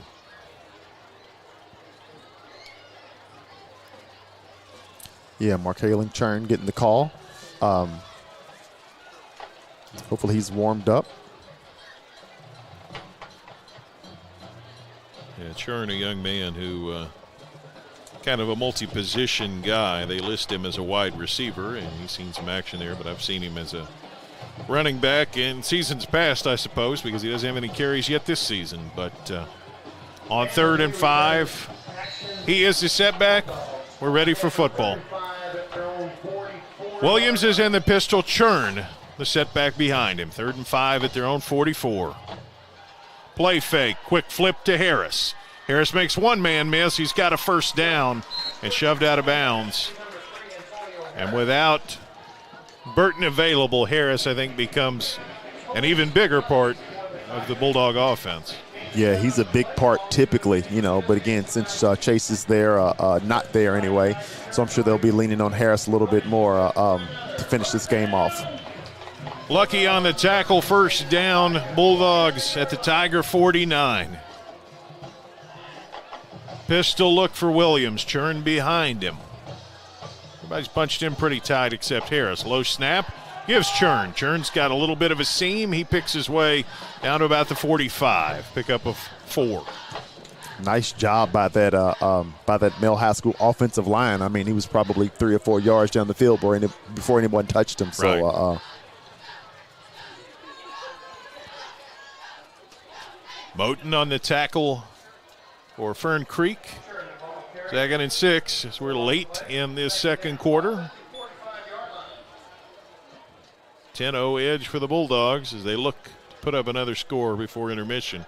Fern Creek will get the football to start the second half. 2nd and 6, shotgun formation. Williams fakes, now throws to Harris. He's got it, 30, and he's gone.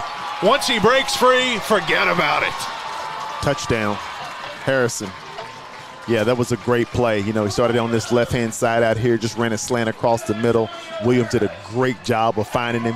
He gets both hands up, catches the ball, and takes it in for a touchdown. 45 yards, the connection. Williams to Harris. 16-0 Bulldogs. Yeah, we figured they'd be leaning on Harris a little bit more, with Chase Burton out. And that's a nice option to lean on. Hanson's extra point is low, but it's good. 17-0 Bulldogs, 2:44 to go in quarter 2 here on Glycod. Are you an HVAC and refrigeration tech looking for new opportunities? Tech 24 is your single source for commercial HVAC, refrigeration, and kitchen equipment maintenance all across the country.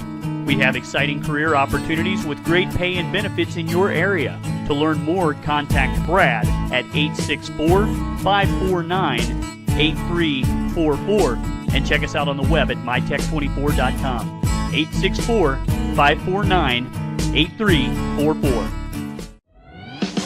This segment of tonight's game is brought to you by Tech 24, a commercial food service repair company. Find out how you can train for a rewarding career and earn top pay and benefits by visiting mytech24.com. Antonio Harris turned on the afterburners, 45 yards. Here's what it looked like.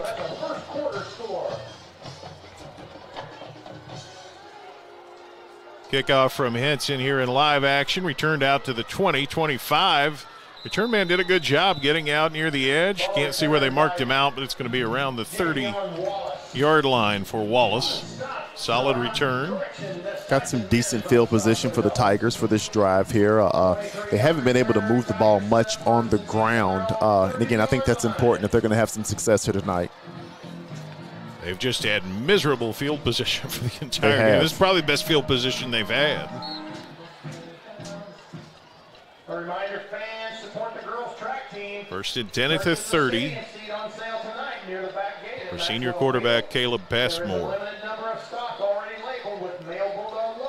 have had some success with the big tight end Patrick Carr. See if they come up with anything that goes his way.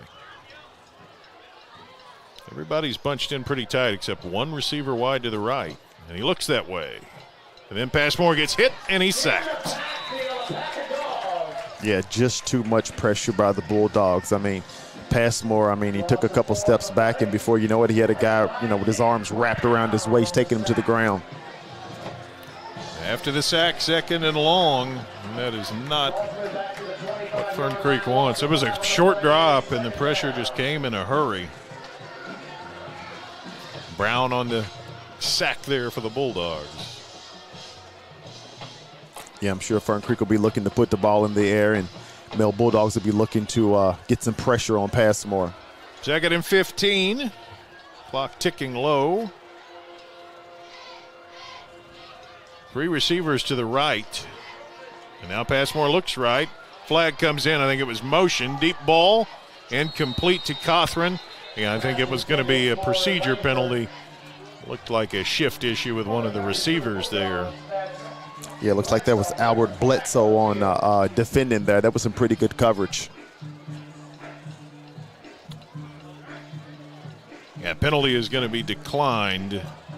It was indeed Bledsoe covering TJ Cothran. And now 3rd down and 15. Yeah, Fern Creek have got themselves in a hole here. Obviously, this is probably a possession or a play where they throw the ball downfield, and the Bulldogs have been doing a great job covering. Now for Mayo, I think you've gone from 10-0 to you're thinking about going in up 24-0 now, potentially. We'll see. 3rd and long for the Tigers. Passmore throws late and high and incomplete. It's been pretty accurate, but that one kind of sailed on him a little bit. It did, and again, like a couple of other passes have gone this game, I'm not sure that wasn't in their best interest that he did miss that, because the Bulldogs were right there covering that. Yeah, wasn't much there. Young couldn't haul it down. High throw, and now punting situation for Carr. Jefferson back at the midfield stripe, ready to return it. He backs up a few yards. Sure, the Bulldogs will be bringing some pressure here. High snap. Carr's got it. Gets it out of there, but it's a line drive. Takes a pretty good roll. It goes out of bounds right around midfield. So good field position for the Bulldogs. I think they're going to spot it just on the male side of the 50. Short field. Yeah, short field for the Bulldogs. It'll be interesting again without Chase Burton, just kind of trying to see how they're flowing in terms of the offense. Spotted at the 49 of the Bulldogs. Minute 29. Got a couple of timeouts in their pocket if they need them. Williams and Churn will be the backfield.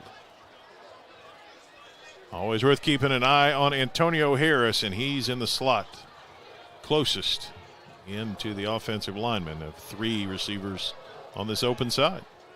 Urbancic the widest. Williams, big drop, sets, slipped as he threw and goes incomplete. Yeah, he just lost his footing. Yeah, had Jefferson open out there on the out route, but just lost his footing and wasn't able to get the ball to him. It is a natural grass field here at Mayo, and you don't see a ton of that anymore. And having had vehicles driven over it, probably didn't do anything to help the footing out there. No, it definitely didn't help. Even though it is pretty dry out here, and we hadn't seen much slippage. Williams just wasn't able to keep his footing that time. 2nd and 10 after the incompletion. Williams brings in the play, churn the setback. Antonio Harris is already lined up. He's on that near side. That's his pink shoes you see in your picture. They give Churn off that left side, and he gets back to the line and nothing more. Yeah, Churn got tripped up right there at the line of scrimmage. They were trying to get him on the outside, but a really good pursuit by the Fern Creek Tigers. And William Moore, the man there on the tackle for the Tigers. 3rd and 10. So I guess on third down, the logic here is you kind of take your time a little bit. You don't want to be in a hurry if you don't convert to punt, but at the same time, I'm not sure you'd want to take too much time, because if you get 10 or more, or even 8 or 9, you want to leave a little meat on the bone still here in the second quarter. Yeah, the Bulldogs don't seem to be worried about the clock here, so we'll see what their thought process is. Harris is the only real wide out here. Williams to throw. Throws at Harris. Caught. Down at the 41. I think he's got the first down. And he was able to get out of bounds, get that clock stopped as well. 31 seconds. At first down. So there you go. Yeah, you're right. He's out of bounds. 31 seconds. And you still don't have to really move with any particular urgency because he got out. Yeah, Mel's got so many weapons at the at the receiver position. So Williams got a lot of targets out there available to him. Trips right for Williams. Churn beside him. 1st and 10 at the 41. Williams to throw. He's got all kinds of time. Fires. Caught down at the 31 or so. Out of bounds. So Colin Jefferson able to find the sideline. I think he's a yard or two shy of the first down, actually, but we'll have to see where they spot it. And call it the 33, gain of about 8. Yeah, Colin Jefferson got out there and kind of ran a cut back to the outside, and Williams was able to hit him. And again, good field awareness by Jefferson. He was able to get out of the bounds and stop the clock. 2nd and 2, 33-yard line. 25 seconds. Still a pair of timeouts. Jordan Williams looks to the sideline to get the play. I've seen Churn checking his wrist a couple of times just to make sure he's in the right spot. They flip him out right. Williams could throw it, but he holds it and gets sacked. Good pressure by the Fern Creek Tigers. They actually had Churn open out there in the flats, but just not enough breathing room to get the ball away. Gage Fannin on the sack, and we got a timeout. Only 12 seconds in the half. We'll be right back. 17-0 the Mayo lead here on Glycod.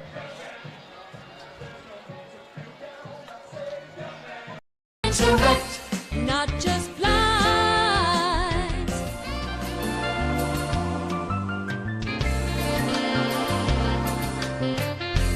Blind Direct, not just blinds. You're tuned in to Louisville Football Friday from Glycod.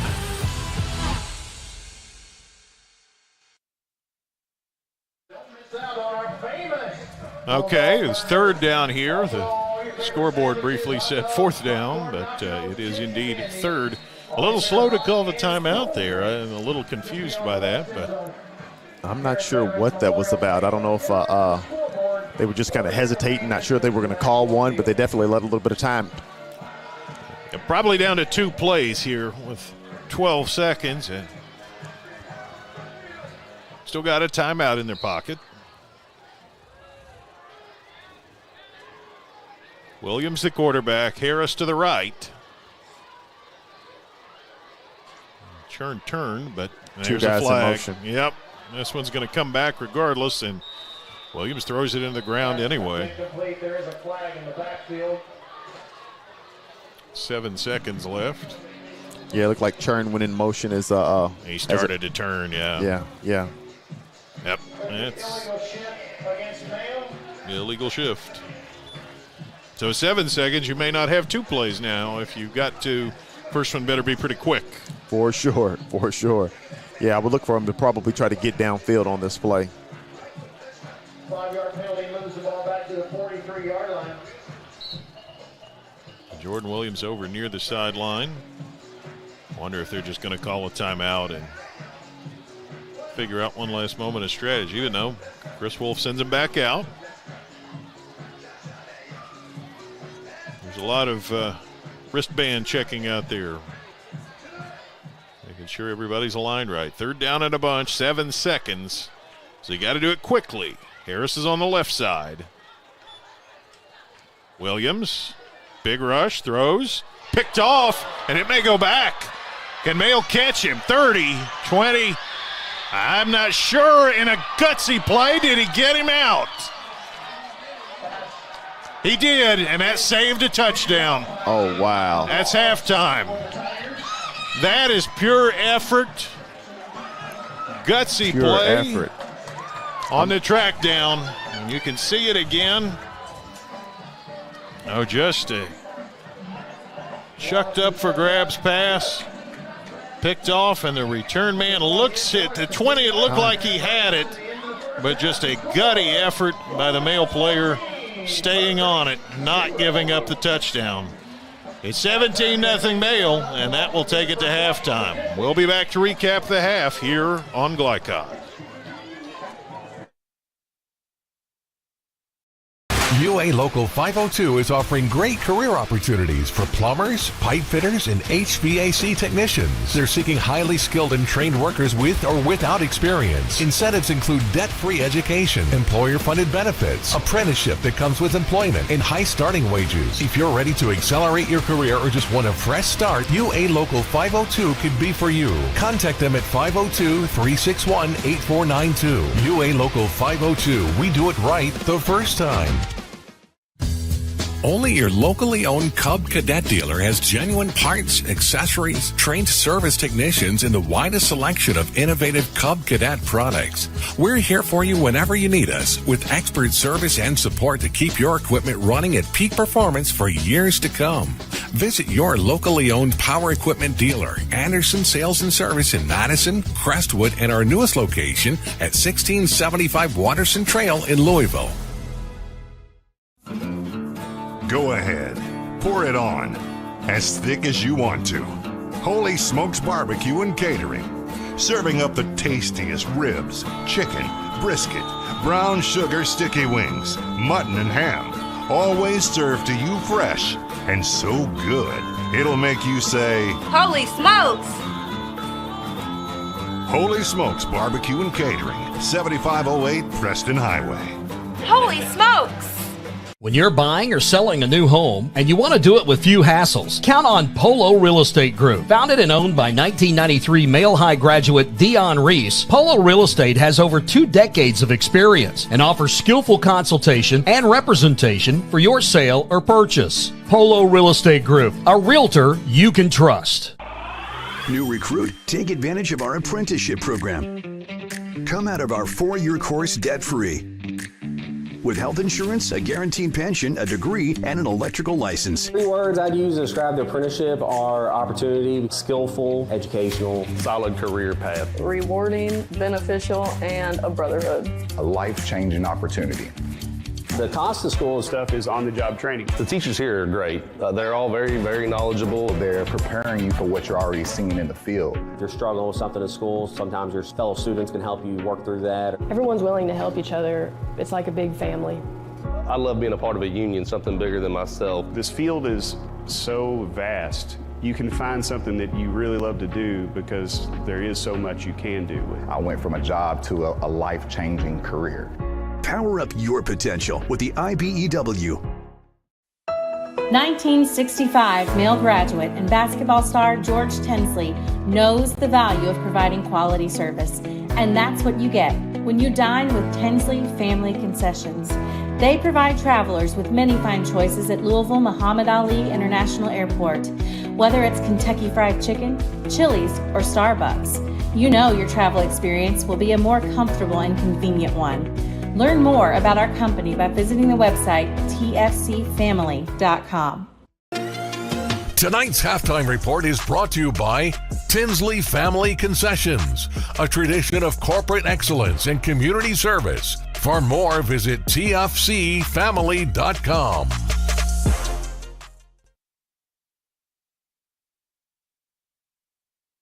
Halftime here at Male, where honestly we've spent much of the break trying to determine who it is who makes the rundown here on the interception, and see if you can spot it. Nick Brown wears 8, Cam Angelini wears 5.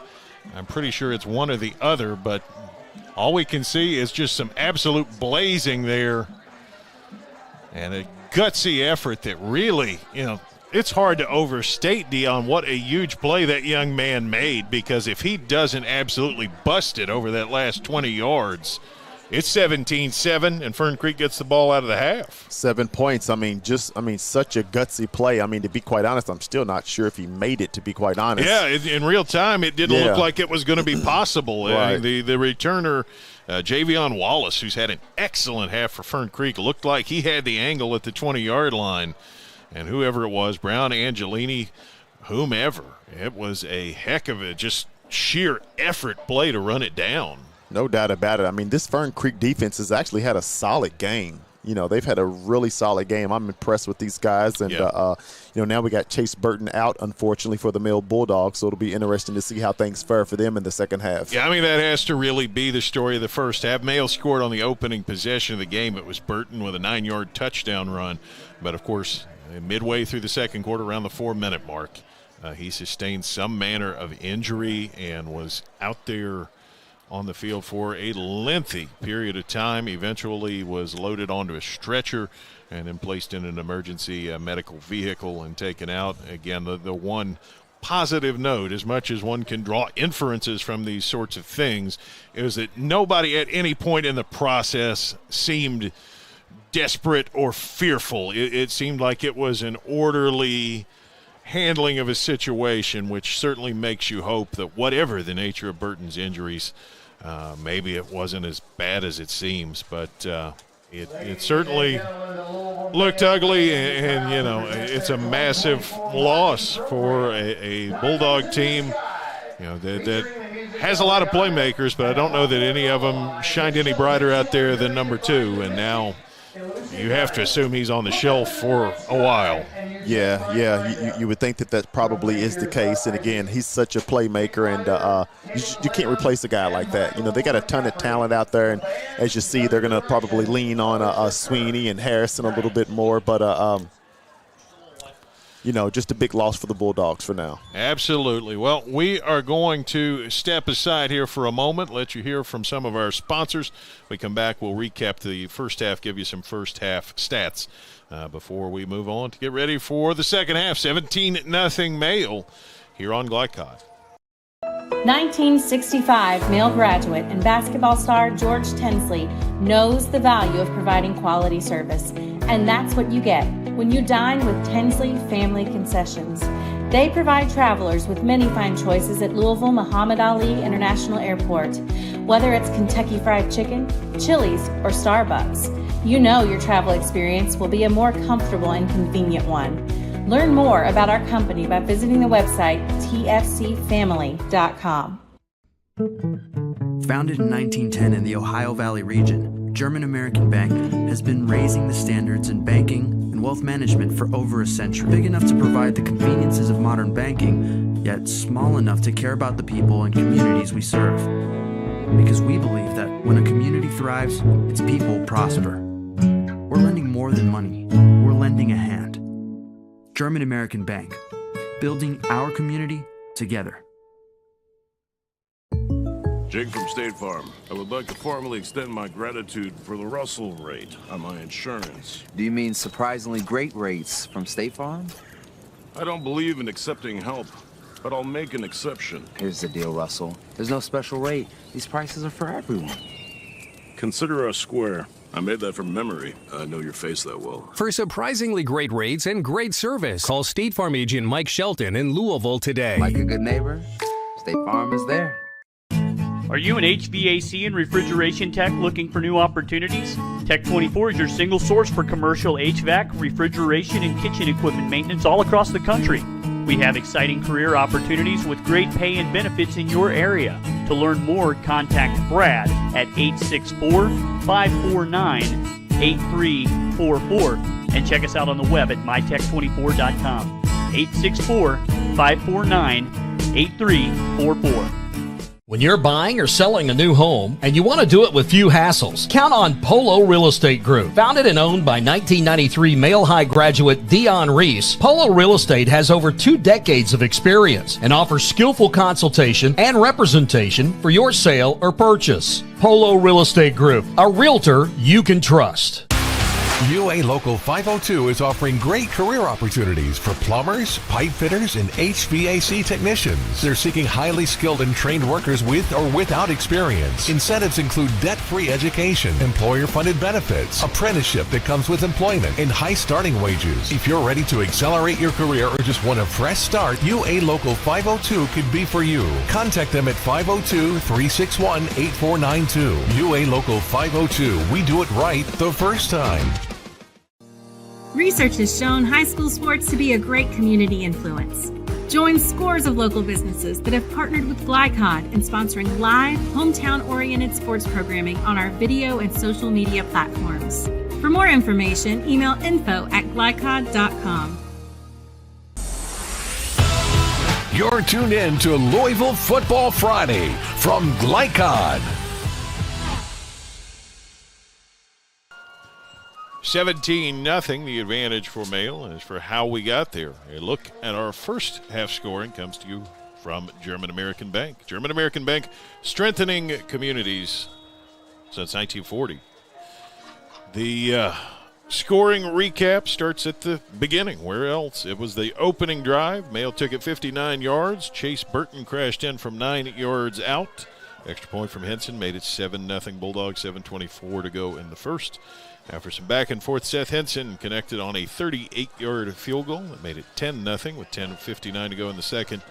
And then late in the first half, after the injury to Chase Burton, Antonio Harris hauled in a slant pass over the middle, took it 45 yards to the house from Jordan Williams. Henson's extra point made it 17-0, 2:44 to go in the half, and just missed another score on the last play. Javian Wallace with an interception took it back around 60 yards, pushed out of bounds. We have confirmation. Give credit to Nick Brown. And I was talking with you, Dion, during the break. It says a lot for a culture. A guy like Nick Brown, who's a senior, who hasn't necessarily had a lot of playing time. He's got one pass this year, but he still knew enough to get down there and to absolutely bust it when his opportunity came. And he saved a touchdown as well as any defensive back ever could. You said it. I mean, it speaks to culture. You know what I mean? A lot of guys would have given up on that. I mean, he chased that ball down literally to the goal line. You know what I mean? And was able to, senior Nick Brown was able to make a play and looked like he got the Fern Creek Tiger out of bounds to stop that touchdown. Yep, absolutely. We are going to take another quick break, have some words from our sponsors. We'll come back and get you some first half numbers before the second half gets underway. Here at Mayo, 17-0, Bulldogs on top here on Glycod. Go ahead, pour it on, as thick as you want to. Holy Smokes Barbecue and Catering, serving up the tastiest ribs, chicken, brisket, brown sugar sticky wings, mutton and ham, always served to you fresh and so good it'll make you say, Holy smokes! Holy Smokes Barbecue and Catering, 7508 Preston Highway. Holy smokes! Blunt Dental Group is a high-quality, family-owned dental practice. We are committed to educating our patients, as well as investing in the latest technology to provide more efficient dental care. Our team of licensed dentists and hygienists includes 2010 Male High graduate Tyler Blunt, located in the heart of Linden at 8013 New LaGrange Road, Suite 6. For an appointment, call 502-425-7068 or go online at bluntdentalgroup.com. Blunt Dental Group, straightforward smiles. New recruit? Take advantage of our apprenticeship program. Come out of our 4-year course debt-free. With health insurance, a guaranteed pension, a degree, and an electrical license. 3 words I'd use to describe the apprenticeship are opportunity, skillful, educational, solid career path, rewarding, beneficial, and a brotherhood. A life-changing opportunity. The cost of school is free. All your books are paid for.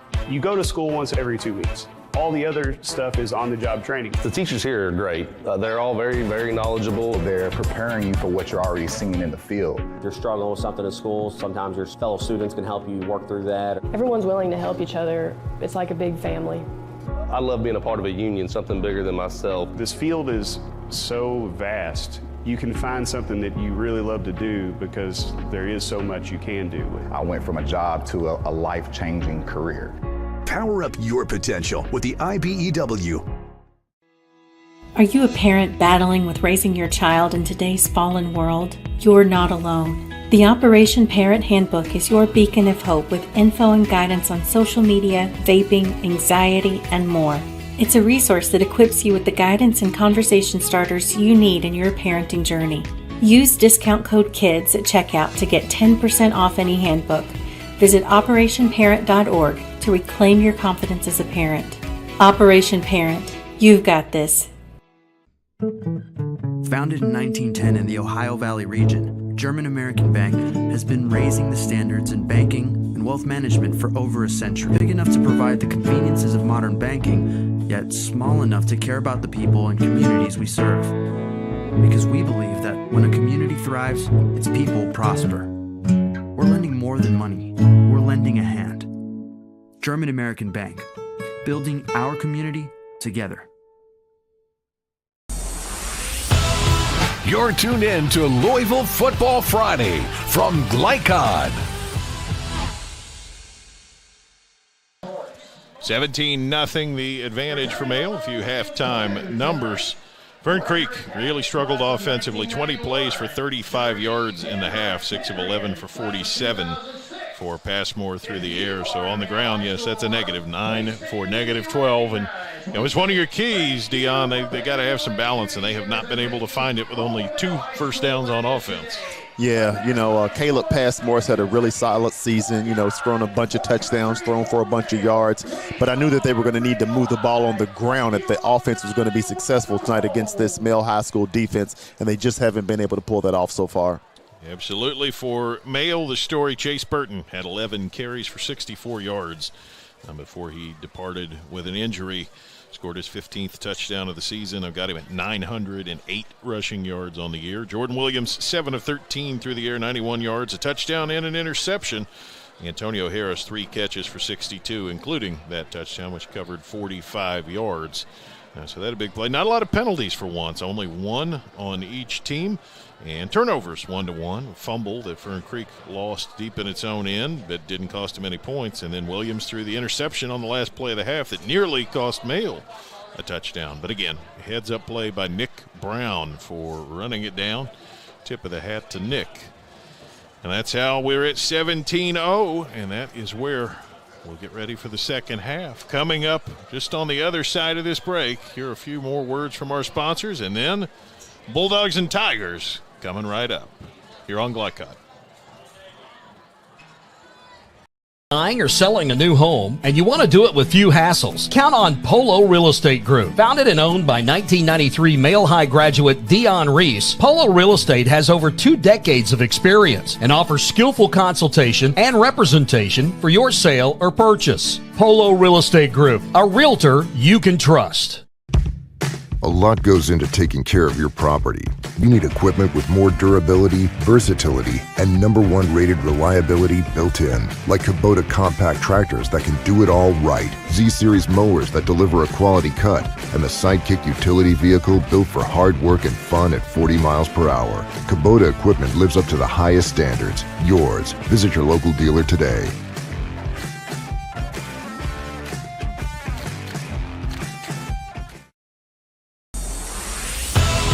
You're tuned in to Louisville Football Friday from Glycod.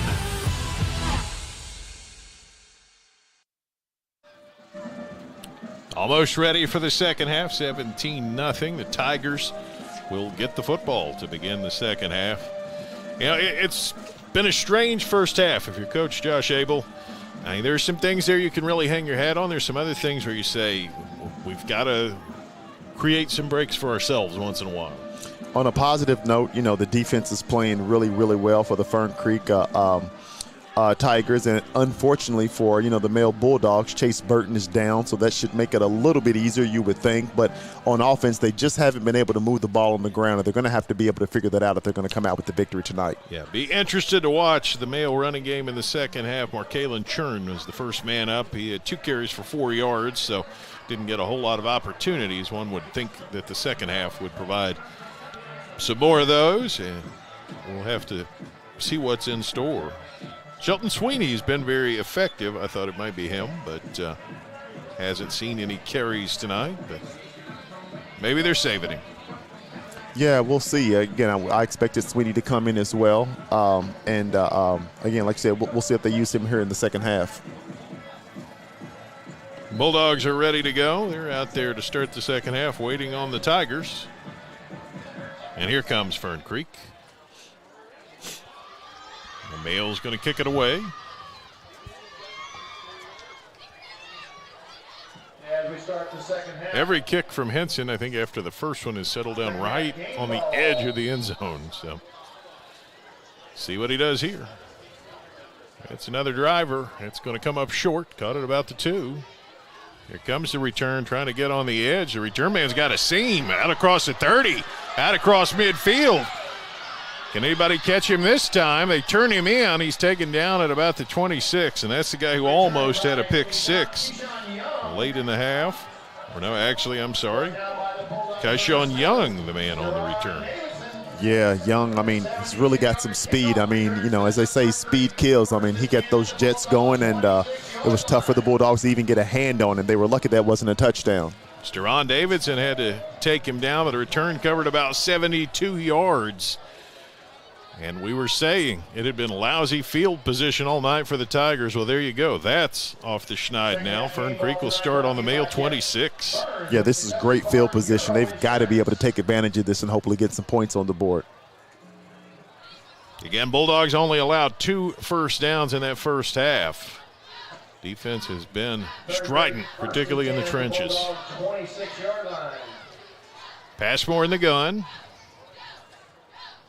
Play fake, fires through the hands of his target, incomplete. Tried to get one to Carr, and couldn't squeeze it.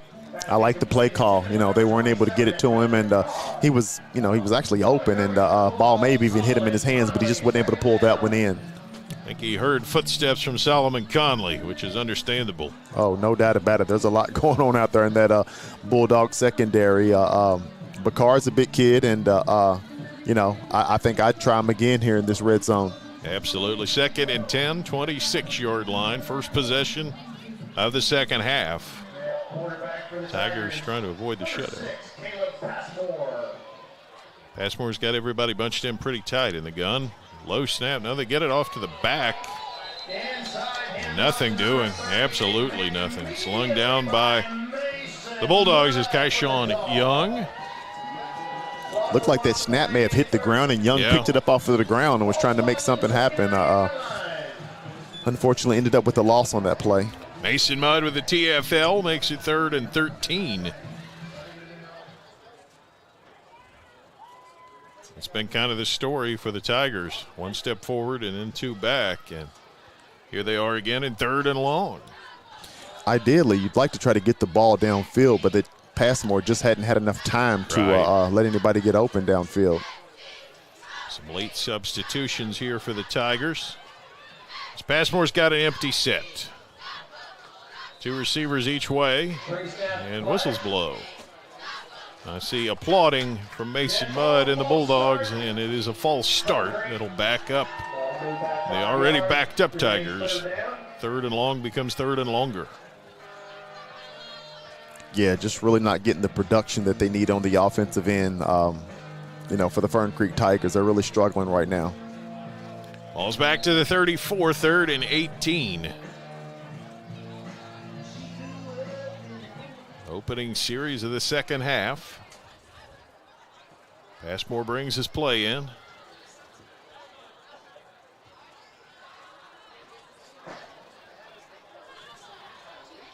Two receivers to each side, and it's an empty set. Passmore. Rush comes. Can he duck out of it? He can, but he only gets a couple yards. Gutty effort by Passmore to make something out of nothing. Very gutty effort. I thought they were going to get him down 10 yards earlier than that, but he was able to break through a couple guys, but still taking down for a sack on that play. Mason Mudd able to close in on him. I think he did manage to actually pick up a yard, but it's still going to be 4th down on a bunch. Had a great return by the Fern Creek Tigers to start this half, but that offensive has only lost yards since they've came out on the field. Well, the first down marker's at the 16. So 4th and 16 at the 32. Trips right, 2 receivers left. Empty set. Caleb Passmore needs a chunk. And he's going to be hit, and he pulls it down. And he flips it forward at the last second. Nothing doing. It's incomplete. It's a turnover on downs. Passmore's doing everything he can to make something happen back there. You know, he's not getting the best protection, and he's dodging and spinning and trying to make something happen. But that Bulldog defense is playing really well right now. Rallying hard to the football, and the long kick return goes for naught. Yeah, he's doing a great job of just kind of keeping the play alive, but that Bulldog secondary is just really doing a great job covering tonight. Nothing comes open, yeah. Churn is the setback again as we open the second half. Williams is the quarterback, beside him in the shotgun. 2 receivers left, 1 right. Flinch up front. And the body language suggests that it's against the Bulldogs, and it is. Yeah, it looks like we may have had a little movement on that right side.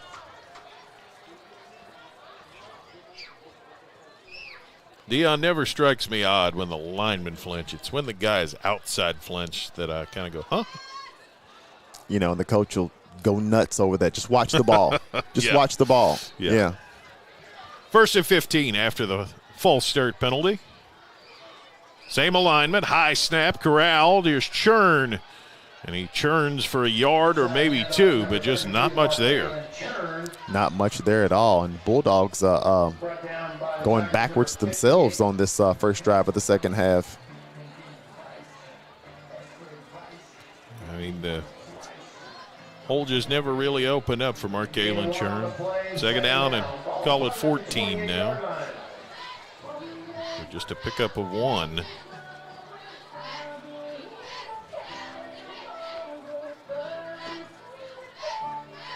Something of a pall over the whole of proceedings since the injury to Chase Burton late in quarter 2. 2nd and a bunch. Everybody's bunched in. Jordan Williams fires it out there. Churn went right through his hands. Yeah, Churn hit right in the hands. He was wide open, too. I think he's looking down the field or he's hearing footsteps, one of the two. I think he was thinking about the move he was going to put on, but he got to secure it. 3rd down and 14 now. Another great stance by the Fern Creek defense. And we've got a player coming back to the field. I wonder if that's Chase Burton. No way to tell. Young man with crutches down below us.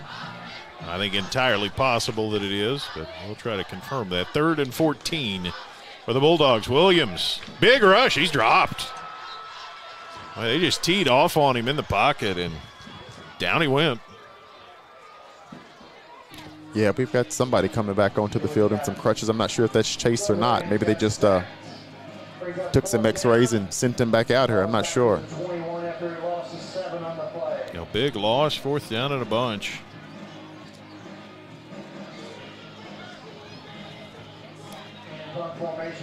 But yeah, somebody came onto the Bulldog sideline with crutches, and you hope that's Chase Burton because we saw him just lay out there for a long time. Again, yeah, which would be another great sign if that's him, you know, just on the sideline on some crutches. 4th and a mile, Henson to punt it. Dual safeties back to return. Snaps clean. Henson puts a toe to it. It's a low kick. It takes a big bounce, and it's loose. It may be up for grabs. If it is, it's the Bulldogs who've got it. I think that's what's going to be. I think it's skidded off a Fern Creek player, and it's recovered by Mayo down at the 23-yard line. Oh, wow. I couldn't tell. I saw that somebody touched the ball. Just wasn't quite sure who. Alert play by the Mayo punt guys. It was kind of a squib kick, but the bounce pretty much hit it. And there's Verbancic out there on special teams running down and covering up the football. 1st down. Yeah, anytime the ball hits the ground and is bouncing that quickly and that oddly as the return team, you just want to get away from it just so this doesn't happen. Sometimes it goes your way on luck, and that was a short punt that turned into a blessing. Yeah, really putting this Fern Creek defense in a tough position with Male High School out here with the short field. Tyson Kinzel in the game as the running back beside Jordan Williams. Williams fires. Harris is out there. He tries to make a little back shoulder magic, but he can't quite do it. Now, Kinzel is an interesting player, Dion, because in game 1 of this season, Kinzel saw snaps at quarterback, and he is a pretty good pocket passer. But the thing about Kinzel is he's a sophomore, and he's about 5'7". Yeah, and he was a sophomore and 5'7" when he was making those solid plays at the quarterback position this year. So he's got some talent, But they're using him now at running back. Saw some of that 2 weeks ago. John Smith on coverage there for Fern Creek. So we'll see what that may yield. Kinzel is the setback, and Williams is under center here on 2nd and 10.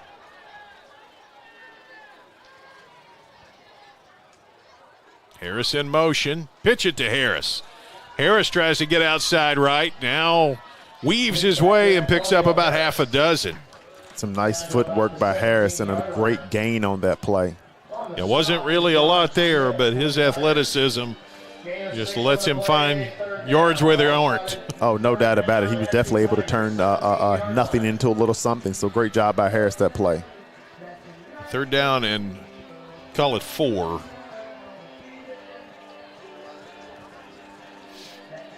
Carry of 6 went to the 17-yard line. William Moore on the stop for Fern Creek.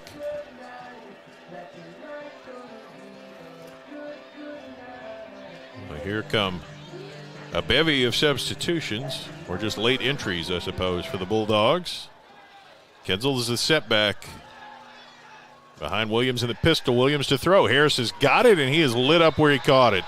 He just had absolutely no room, and Dwayne Langford was right in his face. Yeah, that's a great play by Langford. I mean, as soon as the Bulldogs, who was that that caught that ball? Was that, I'm not sure who that was back there, but Langford was back there on him as soon as he got him. Harris, yeah. Was that Harris? Okay, yeah, and he's a tough guy to get to the ground. Yeah. So great play. Again, another great stance by this Fern Creek defense. Henson is going to try one from 39. He hit from 38 in the first half. So he moves back a yard. Tried to time it up, but he got it out of there. It's long enough. Plenty long enough. And it is no good. He missed it wide. So no good from 39. Plenty of distance there. Just wasn't able to get it between the uprights. Fern Creek did a pretty good job of bringing some late pressure on that. I don't know if it impacted the kick, but they were jumping around and bringing some late firepower. You know, I get it. You know, Chase Burton's no longer in there, but that's a solid stance by the Fern Creek defense. Yeah. After the missed field goal, Tigers set at 1st and 10 at their own 20. Souls and Harris are still in there. You know, it doesn't get a lot easier. From the 20, Passmore hands it off. It's nothing doing. The long run on the night for Fern Creek is 3 yards, and plays like that are going to keep it that way. Yeah, they're really struggling to move the ball on the ground. Again, one of my keys was that they needed to get 100 yards rushing, and they're pretty far from that right now. Absolutely. Dorsey on the tackle there. Pickup of a yard. 2nd and 9.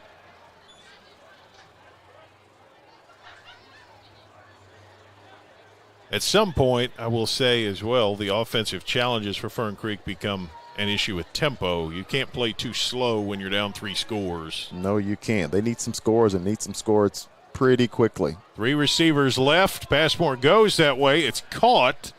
Back to the line, and a short gain out there, but just not much there. Cothran able to pick up a couple, but Male was pretty well all over that. Yeah, this Male secondary is playing a great game tonight, and you know, and so are those guys on the defensive line. I mean, because they can't get anything rushing. So really giving this Fern Creek Tigers offense a tough time tonight. Solomon Conley on the stop there, and now 3rd down and a handful. Call it 7.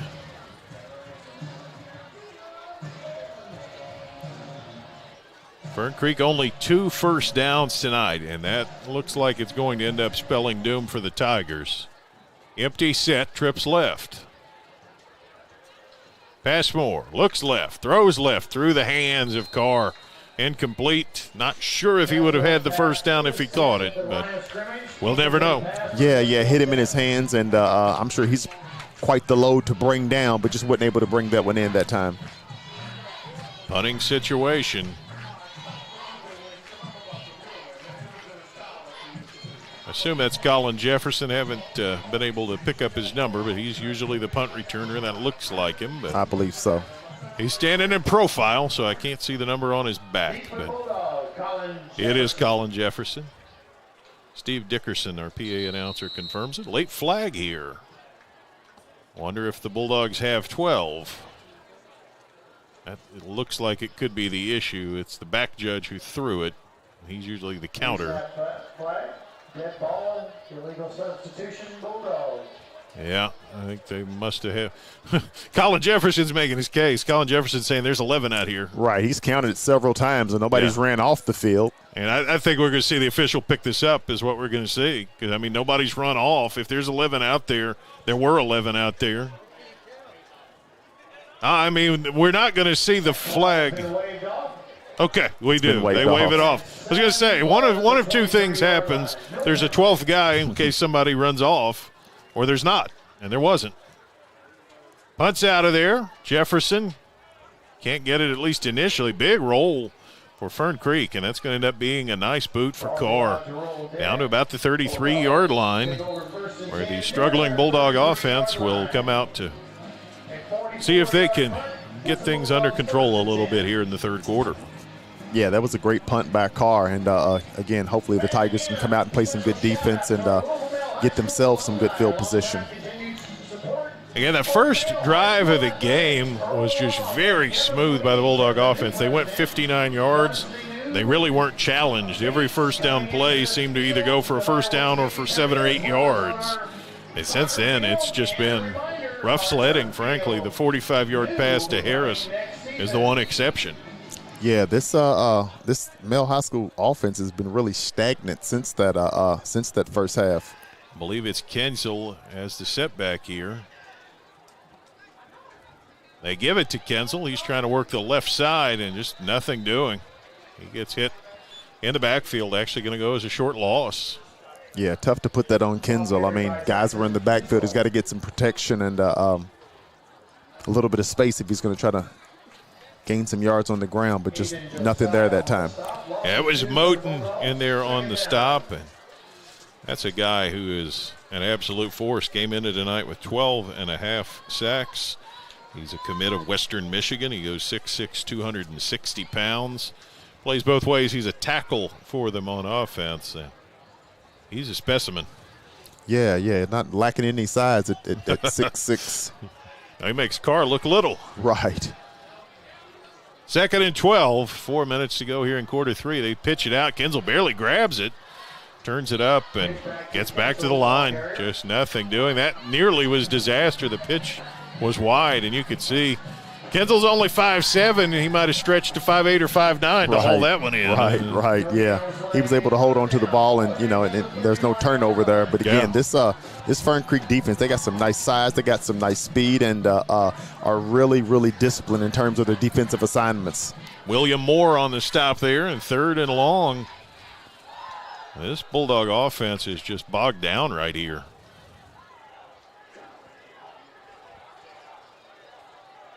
They're bunched in pretty tight. Williams the quarterback, Kenzel the setback. Pressure, tons of it. Throws, incomplete. Tried to just throw over the pressure and couldn't quite get it to Colin Jefferson. And now Williams, he gets up. He's all right. It took him a second. He took a pretty good lick on the back end of that play. James White down in coverage. Yeah, took a pretty good lick, and you could tell he was feeling it a little bit, but able to jog off on his own, so that's a good thing for Williams and the Bulldogs. 4th and long, Henson on to boot it. Last time he hit a short kick that bounced off a Fern Creek player and was recovered by Mayo at a 50-yard punt in the first half.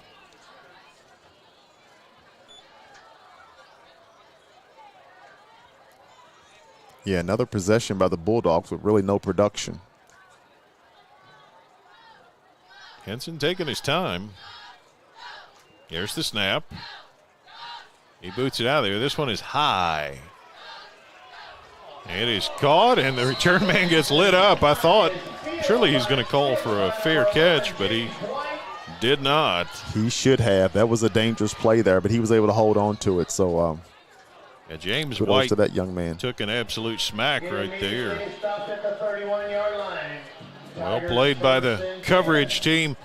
You know, this may be a game where Mayo can go back and say instead of the punting game being a weakness, maybe it's turning into a strength now. For sure. Oh, for sure. No, they've done a great job on it tonight, and it's helped them in terms of controlling the field position. Fern Creek gets another crack at it. It's getting late for the Tigers. 3:02 in quarter three. 2 first downs. Start at the 31. Passmore's got everybody bunched in tight here. 2 backs with him now in the backfield. That's an odd shift up front.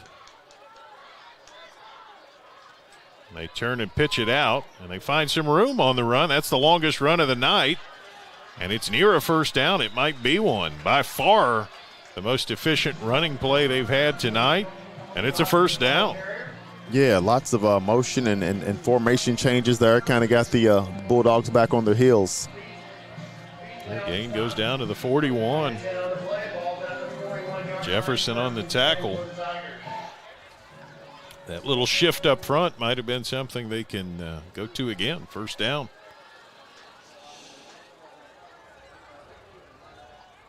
Passmore's got everybody in tight and then one man out wide. Cothran on the left side, and he turns it up, and he gains 5 yards, maybe 6 yards. All of a sudden, the path is opening for the run for the Tigers. Oh yeah, they're actually making some progress on the ground, which will help open things up for Passmore as well in the passing game. A second down and call it 4. Late in the third quarter. Definitely the most impressive offense we've seen out of Fern Creek in a while, if not all night.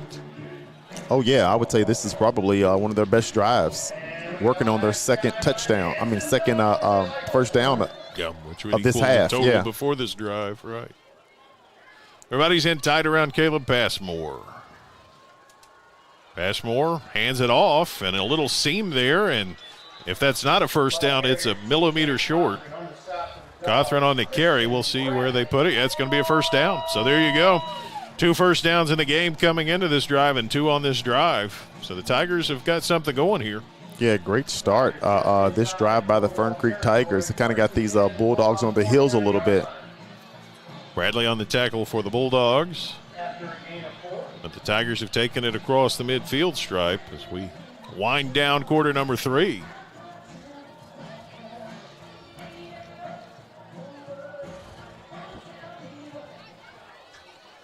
Passmore's got everybody in tight except one receiver out wide. They like this formation a lot.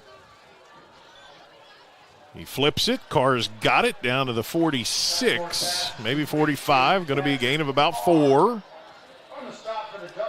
And he's a weapon. He sure is.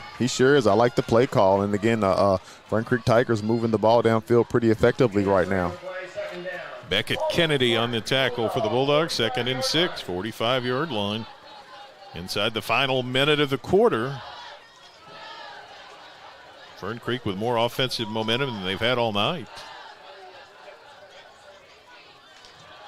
Passmore gives Cothran left side, and he picks his way.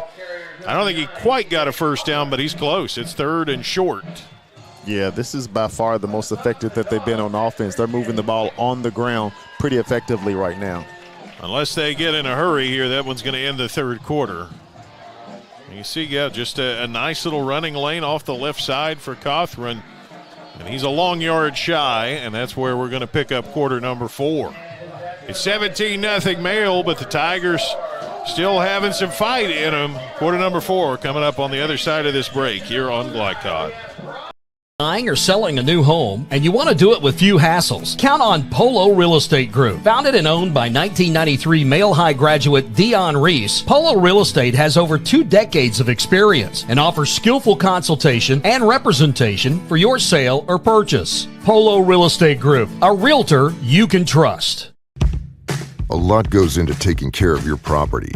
You need equipment with more durability, versatility, and #1 rated reliability built in, like Kubota compact tractors that can do it all right, Z-Series mowers that deliver a quality cut, and the Sidekick utility vehicle built for hard work and fun at 40 miles per hour. Kubota equipment lives up to the highest standards. Yours. Visit your local dealer today.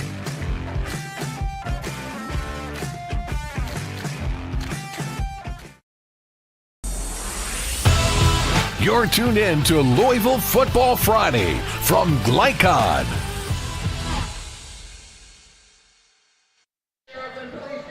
Quarter number 4 about to open.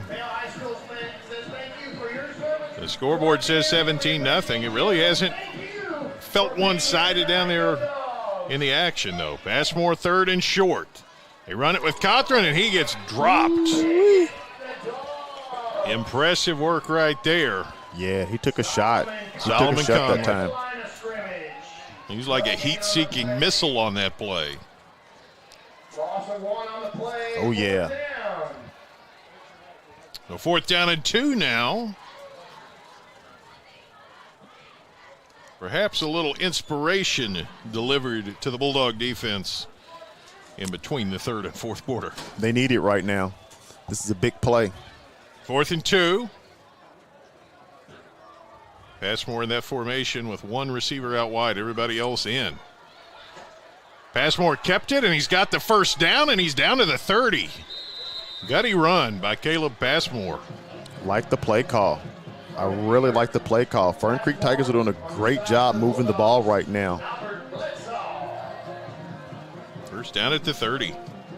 Bledsoe on the tackle. Use the defense's aggressiveness against it there. That was a smart one.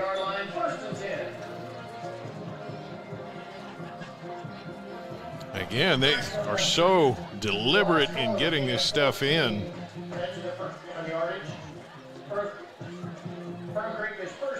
And their 1st and 10 at the 30. They've already lost about 1.5 minutes of the 4th quarter.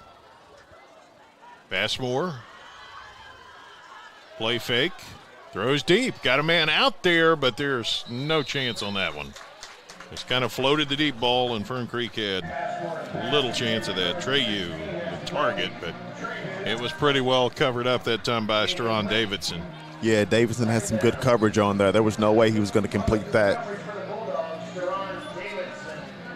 2nd and 10. I love the play call by the Fern Creek Tigers trying to get the ball down the field. Just some really good coverage that time by the Bulldogs. Yeah, even for a patient offense, sometimes you got to just take your shot. But that was probably a wise one. It was going to be caught or sail out of bounds, and it did. 2nd and 10. Cothran on the carry. He's got a few yards, picks his way for about 4 down to the 26. I like the run. He started out right and, saw a little lane to the left and was able to cut back and get some positive yards on that play. Conley on the tackle, 3rd down, call it 7. Ball's on the 27.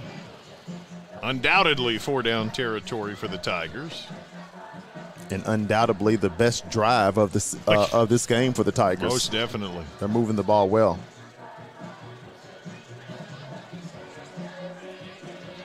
With that in mind, I imagine they're going to look for half of it here. You don't have to get 7 at once. You could get 5. Cothran goes out in motion. They flip it to him. That's a backward pass. Dangerous pass. I don't think anybody realized it. And that ball's live, and Mayo picked it up. They realized it. 40. 30. Can anybody catch him? Apparently he wanted to lateral and he's hauled down inside the 15. He was looking to make something happen. Yeah, that was a dangerous pass. Just a little too high. He tried to get his hands on it and just wasn't able to. Yeah, I don't think anybody except the male defender realized that it was a backward pass, but Albert Bledsoe with a heads-up play Picks it up and takes it almost the length of the field. But, yeah, very clearly a backward pass there. And the ball just kind of trickles along the sideline. Everybody's jogging, and Bledsoe goes, hey, wait a minute, look what I got. Yeah, rare mistake by Caleb Passmore, but that time he was able to just wasn't able to get the ball where it needed to be. Well, we've got a penalty during the return, so Mail will get the ball, but it'll be backed up to about the 42-yard line. Boy, Bledsoe, the one thing about it at the end of that play, he gets to the sideline. I say, young man, excellent play, but maybe don't look to lateral at the end of it. Right, careful now. Take care of that ball out there yeah. like a loaf of bread, and it's a good way for a Tiger to say, hey, look what I found. But no doubt. Anyway, it worked out well for Albert, although the penalty makes it not quite as well, but the Bulldogs will start at the 42. Yeah, heads-up play by that young man. Let's see if the good field position can spark the Bulldogs. Bulldogs have been struggling on offense here in the second half. Whistles, and we got a timeout. Coach Wolfe saw something he didn't like. We'll take the break as well. 9:29 to play here on Glycod. You cannot depend on Beth to choose the best meal to go. Is that soup? No, thank you. But you can always depend on her car starting because she has an Interstate battery. Outrageously dependable. Come by Interstate Batteries, 1510 Production Road, Jeffersonville. You're tuned in to Louisville Football Friday from Glycod.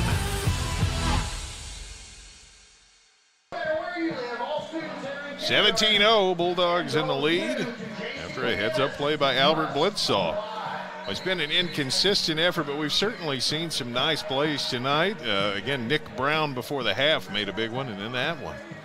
As you get a look at some of our upcoming games for next week, not that anybody's looking ahead here. It's still 17-0, and the Bulldogs have the football. 42-yard line, first down there. I believe it's Charn as the back. And now it's going to be Harris keeping it out of a Wildcat, and he is taken down. Well, they haven't been fooled at all by Harris as a ball carrier tonight. They have not. I mean, that was a design sweep play for Harris, but just a great pursuit by the Fern Creek defense. TFL for the Tigers, and they've had a bunch of those tonight. That was Moten. They have. I've really been impressed with this Fern Creek defense. They played a solid game tonight. Second down and 15 now.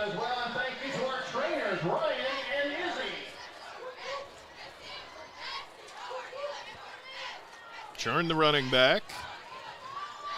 Harris the quarterback. He's in a pistol look. Gives Churn, who's able to pick his flag, comes in. Churn with a very nice run, and he's still not going down, but all of it's going to go for naught. The flag is in the backfield. I like the effort from Churn there. Love the effort. That would have been his longest run of the evening, actually. John Smith eventually takes him down, but again, flag flew very early in that one in an area that generally means holding. And that's exactly what it meant this time.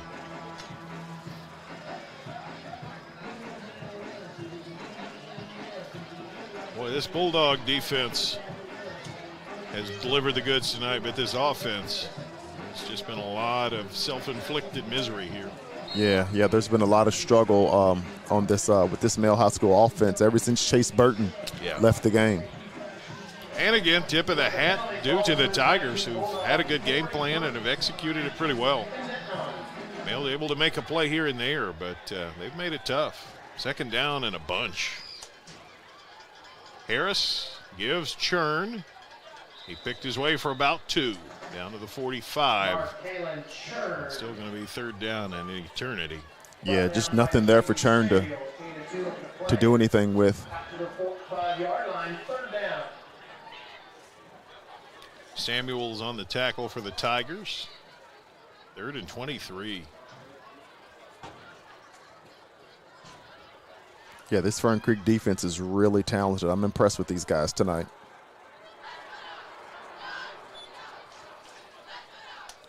Well, Harris is going to be the quarterback, Churn the running back. Pistol look. Harris. Yeah, we had a procedure penalty there that something was off in the snap. Yeah, something didn't look right in terms of movement. Yeah. Really sloppy play by the Bulldog offense right now.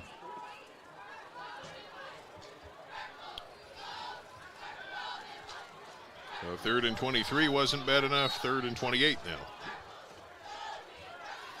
Don't exactly keep a lot of plays in the old playbook for 3rd and 28. Right. You hope to not to be in this situation, but I'm sure Wolf's got a couple up his sleeve. Might be like the coach from the Water Boy. He had the lucky playbook that he. There you go. Get that out. Of, yeah. It's time for it for sure. Yeah. Jerry Reed was the actor. Harris gives it off, and just short yardage there for Churn. Picked his way for about 4, so 4th and a mile, and they'll punt. Yeah, just trying to take care of the ball. William Moore, he's been active tonight. Again, a lot of credit to this, particularly this defensive line for Fern Creek. Very, very big, very active. Excellent showing tonight. At this point in time, the Fern Creek Tigers will also be playing against the clock with 6 minutes and counting. In punt formation for the Dogs, set. Henson. Henson will boot it away. Dual safeties back to return for the Tigers. Here's the snap. That's a clean one. Henson puts a toe to it. Spiraling driving kick. That's going to take a big bounce and going to end up very well for the Bulldogs. Going down punt. around the 10-yard line. So, again, there's one silver lining in what's been kind of an odd and difficult game. The punt team looks very good tonight. They do. That was a great snap and a great kick by Henson. So, looks like they may have potentially got those punting issues behind them at this point. So the Tigers are going to start out deep in their own end, back at the 11-yard line. They had a pretty impressive drive last time they were out. It'll be interesting to see if they can duplicate that. As you note, the clock becomes an issue now. Young the setback, but they're throwing, and it's incomplete through the hands of his target. Cothran was the target, couldn't haul it in. Yeah, trying to get him the ball out there on the outside, see if he can make something happen, but just wasn't able to reel that one in. You know, watching these guys pass, I'm reminded of the words of wisdom of my friend Bart Thompson, who was a lineman at the University of Evansville. And he said, we never threw it much because Coach always said, there's 10 things that can happen on a forward pass, and 9 of them are bad. For sure, for sure. We've seen a couple of those bad things happen tonight on a couple plays. So Sure have. 2nd and 10. Trips right. Passmore hands it off, and just nothing doing. No breathing room. Didn't even get back to the line with Not that. at all. Great pressure by the Bulldogs. Great pressure. White on the tackle. 3rd down and long coming up. Yeah, Tigers haven't been able to build on any of that momentum from the last series.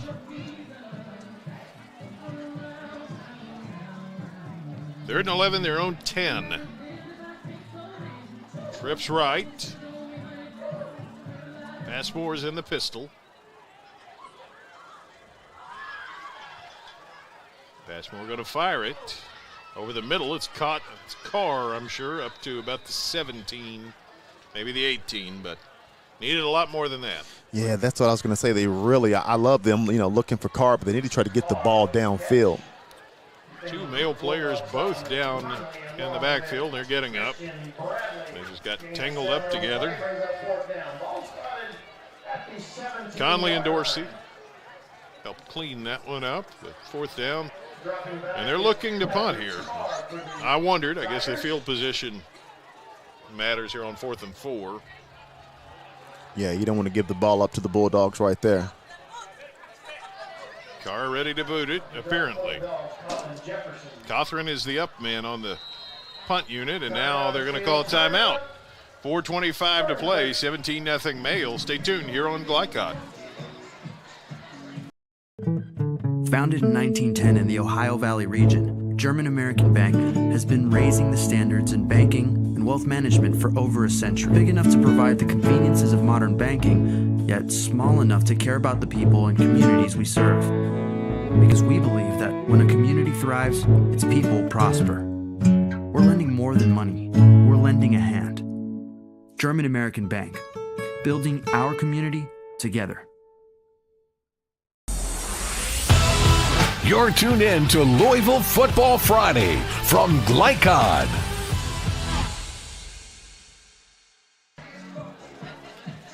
We'll see. It looks like Fern Creek still preparing to punt here on 4th down. If this indeed is a loss, as it looks likely to be with 4:25 to go, they've certainly got some good things to take away tonight. Wait, no real return man deep. Mail sets up pretty tight here. They're not really respecting a punt. And they got one, but it is high and very short. Hit the side of his foot, and that one didn't live up to the standard of where they've been tonight. Can't really see around the 25-yard line. Goodness. Wow. Yeah,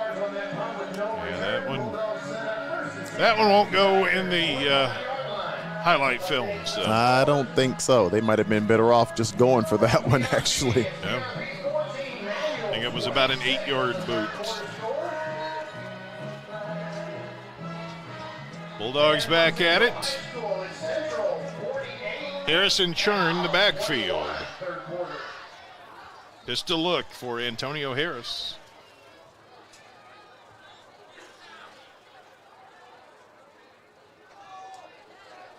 Harris gives Churn working the right side. He's got a nice crease and pounds his way for a first down. Solid run right there from Arcalen Churn. Definitely a solid run. It's probably his longest run of the day, and was able to get a little bit of an opening and finish it off with a hard run. So kudos to that young man.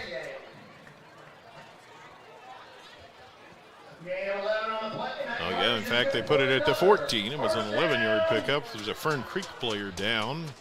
Looks like a cramp. The whistles blow, and we'll just keep it here. Looks like he's up off the ground. Eden Josiah able to make the tackle. Yeah, that had the much more routine look of a guy with a leg cramp, which it's a cold night now, but it's been kind of hot and then kind of cold. So sometimes the temperature change can seize those muscles a little bit. Oh, yeah, it sure will. Looks like he was able to make his way off the field. He's over there doing a little bit of stretching as we speak. The cramps I always hated are the ones that wake you out of a sound sleep. Gosh. That's a unique torture right there. Got to stay hydrated. Uh-huh. For old dudes as well as football players. Yes, sir. First down at the 14. Harris and the pistol Churn behind him. Harris gives to Churn. Not much there. Got back to the line maybe. May have even lost a yard. Maybe, yeah. Just really not much there. And looks like they got to him in the backfield. Again, not much room to make anything happen on that play. Loss of one, back to the 15. Second down. On a positive note for the Bulldogs, that clock is still churning down. Samuel's on the tackle that time.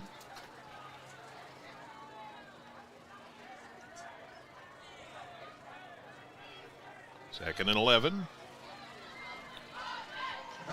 Harris from the pistol. Harris keeps it, and just nothing doing. He's not been able to get untracked on runs tonight, and that one's no exception. Yeah, not a lot of yardage on the ground for the Bulldogs. Again, since Chase Burton has left, but again, the positive thing, that clock continues to tick off. Yeah. I think at this point everybody would probably just be good to say, let's take it home. Oh, no doubt about it.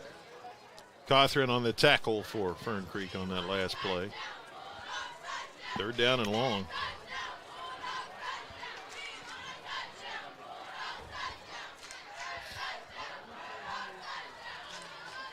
Harris trying to run outside to the left, and Now can he revert? No, he just goes down. That's Nothing probably smart play. Yeah, it's just get down. Don't smart play. Don't want a disaster. And again, fourth down. Another impressive pursuit by that Fern Creek defense. Kyle Bruner on the tackle. Fourth down and long. Are they going to bring on Henson again? Awaiting some indication. They may take it down and call timeout inside a minute and a half now already. Everybody's coming to the sideline, so I have an expectation that we're going to see a timeout in the near future. This will be another one that's near on a 40-yard kick if that's the direction that the Bulldogs elect to go, and there's the whistle. And we do have the timeout. We'll keep it here. Well, Henson certainly has the leg strength. We saw him connect from 38 and miss from 39, but in both cases the kick was more than long enough. He seems to have range to the extent of probably 45 toward possibly even 50 yards. Yeah, I would agree. I mean, he's we've seen him in games and even just in the warm-ups, making it from this distance. So this is a great opportunity for him to, see if he can nail one. Yeah, he was 1 of 1 on the year coming into tonight, so he may get his third field goal try of the evening, which again, let's keep in mind big picture here. If we're talking about an offense without Chase Burton, might be working on more threes than on sixes. Oh, and no sevens, doubt about it. I mean, every point counts, especially when you start moving towards the playoffs when that competition gets stiff. But no, it looks like it's the offense. I've set up Seth Henson for nothing, so. Offense on the field, 4th and 16.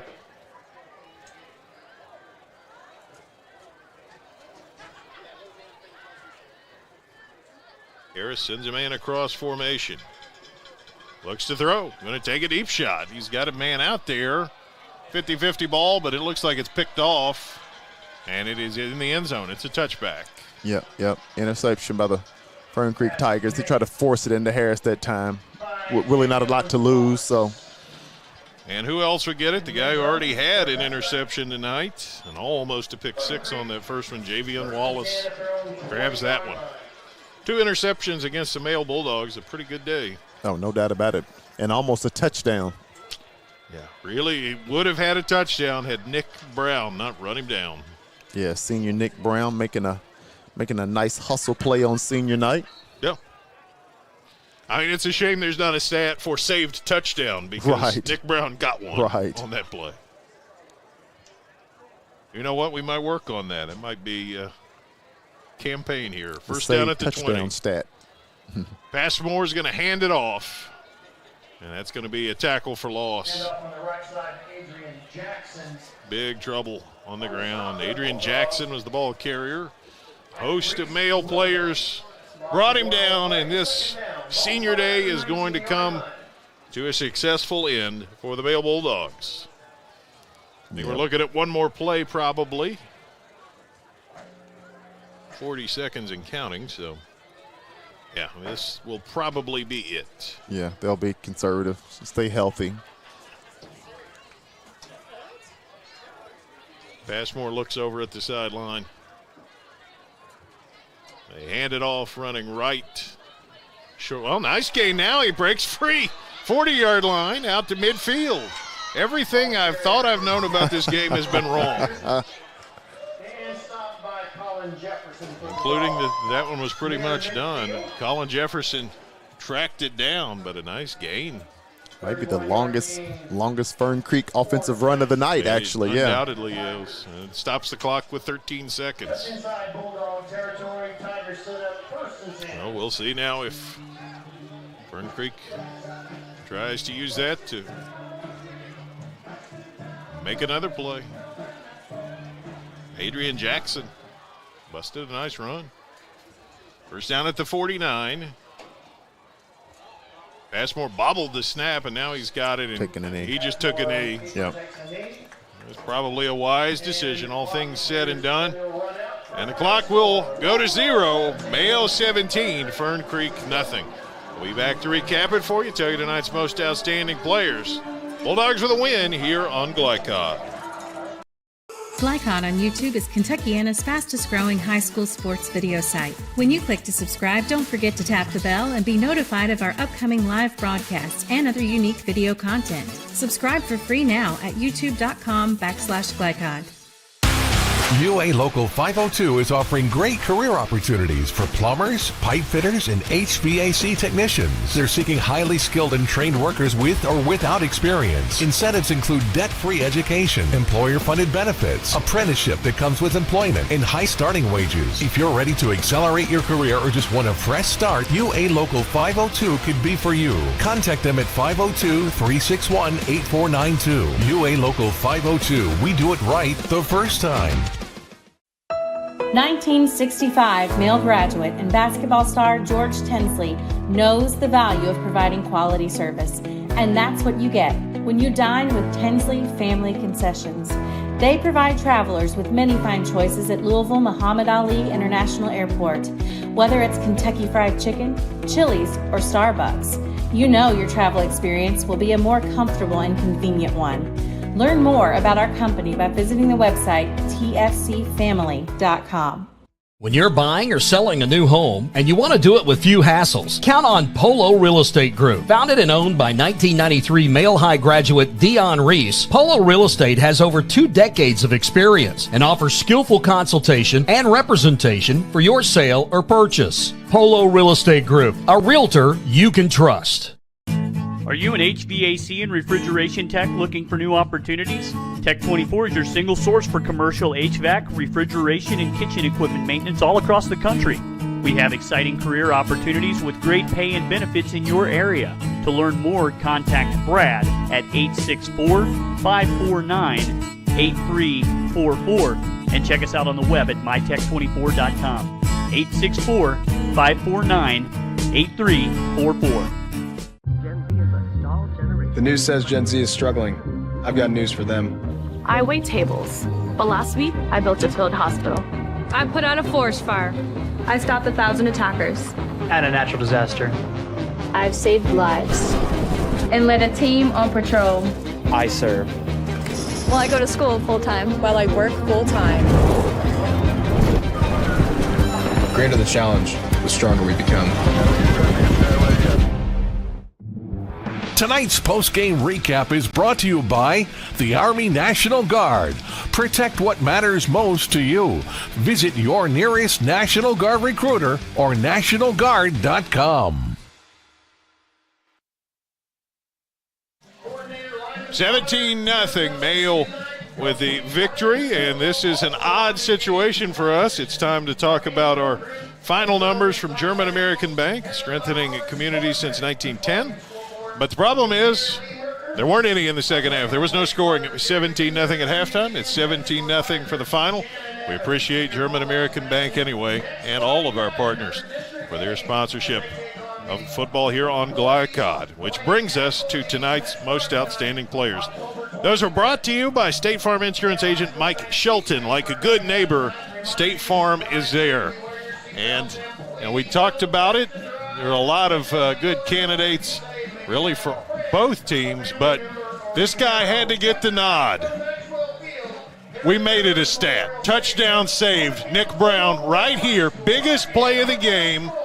This was a play that could have gotten Fern Creek right back in the game, and Nick Brown on senior night chased it down. I agree 100%. I mean, that was a huge momentum swift there. If they get that touchdown, this is a totally different game. It just changes the energy. But and like you said, I mean, it's senior night, and Nick Brown, he'll remember that forever. You know what I mean? The Fern Creek game where he just saved that touchdown. Yeah. So, that man's deserving of the most valuable player out there tonight. Unfortunately, I think the MOP for the Fern Creek Tigers will remember it too, because he was the guy who was shoved out of bounds at about the 2-yard line. But Javion Wallace had an excellent game, a multitude of tackles, had 2 interceptions. Again, I'm going to guess it's a short list of DBs who can claim 2 picks in a game against Male. Oh, I would agree. I mean, and to be quite honest, you could have gave that entire Fern Creek defense the MOP, but Javion Wallace definitely stood out with the 2 picks and almost had a touchdown there at the end of the first half. So congrats to Nick Brown, Javion Wallace, both excellent players. Both did a very nice job tonight. Remind you about upcoming programming. You see it there in front of you. Encourage you to keep up with us on the line at glycod.com or on X/Twitter. Whatever you want to call it, GLICOD. Check us out. Keep up to date. Again, we've got a rare Saturday game tomorrow. Encourage you to check out Bryan Station and Douglas at noon, and then you saw next week's schedule. Want to thank all of my team here. Again, I'm Joe Cox, Dion Reese, my analyst, Chris LeBar, my producer, Steve Bird on production assistance, Ryan Cox is my spotter. And one final word I would be remiss to not include, best wishes and prayers with Chase Burton and with his family tonight after his unfortunate injury. We'll be thinking about you, Chase, and you are always a primetime player. That is all from Mail, where the Bulldogs a 17-0 winner over Fern Creek. Thanks for watching tonight here on Glycod. Founded in 1910 in the Ohio Valley region, German American Bank has been raising the standards in banking and wealth management for over a century. Big enough to provide the conveniences of modern banking, yet small enough to care about the people and communities we serve.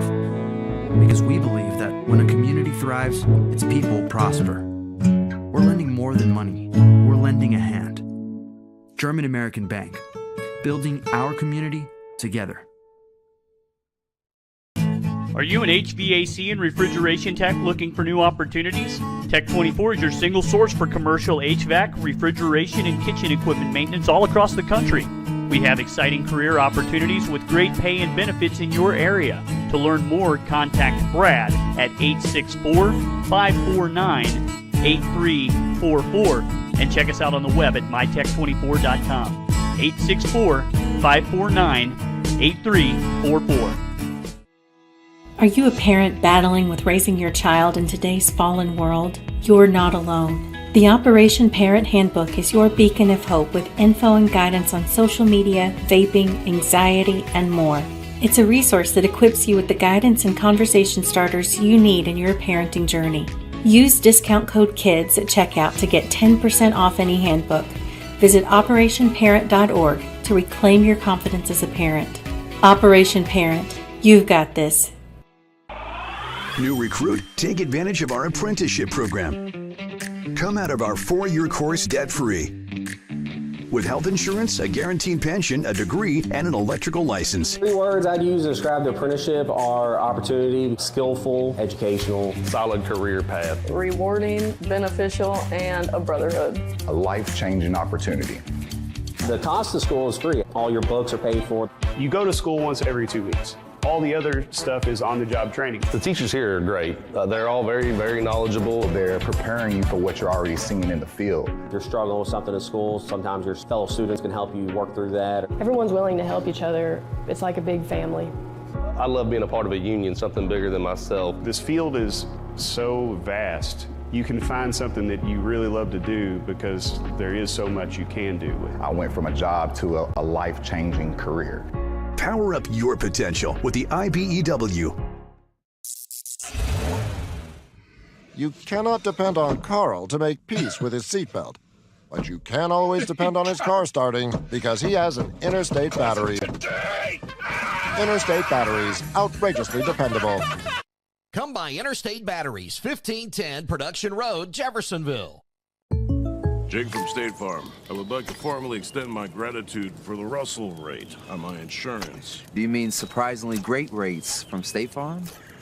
I don't believe in accepting help, but I'll make an exception. Here's the deal, Russell. There's no special rate. These prices are for everyone. Consider us square. I made that from memory. I know your face that well. For surprisingly great rates and great service, call State Farm agent Mike Shelton in Louisville today. Like a good neighbor, State Farm is there. You're tuned in to Louisville Football Friday from Glycod.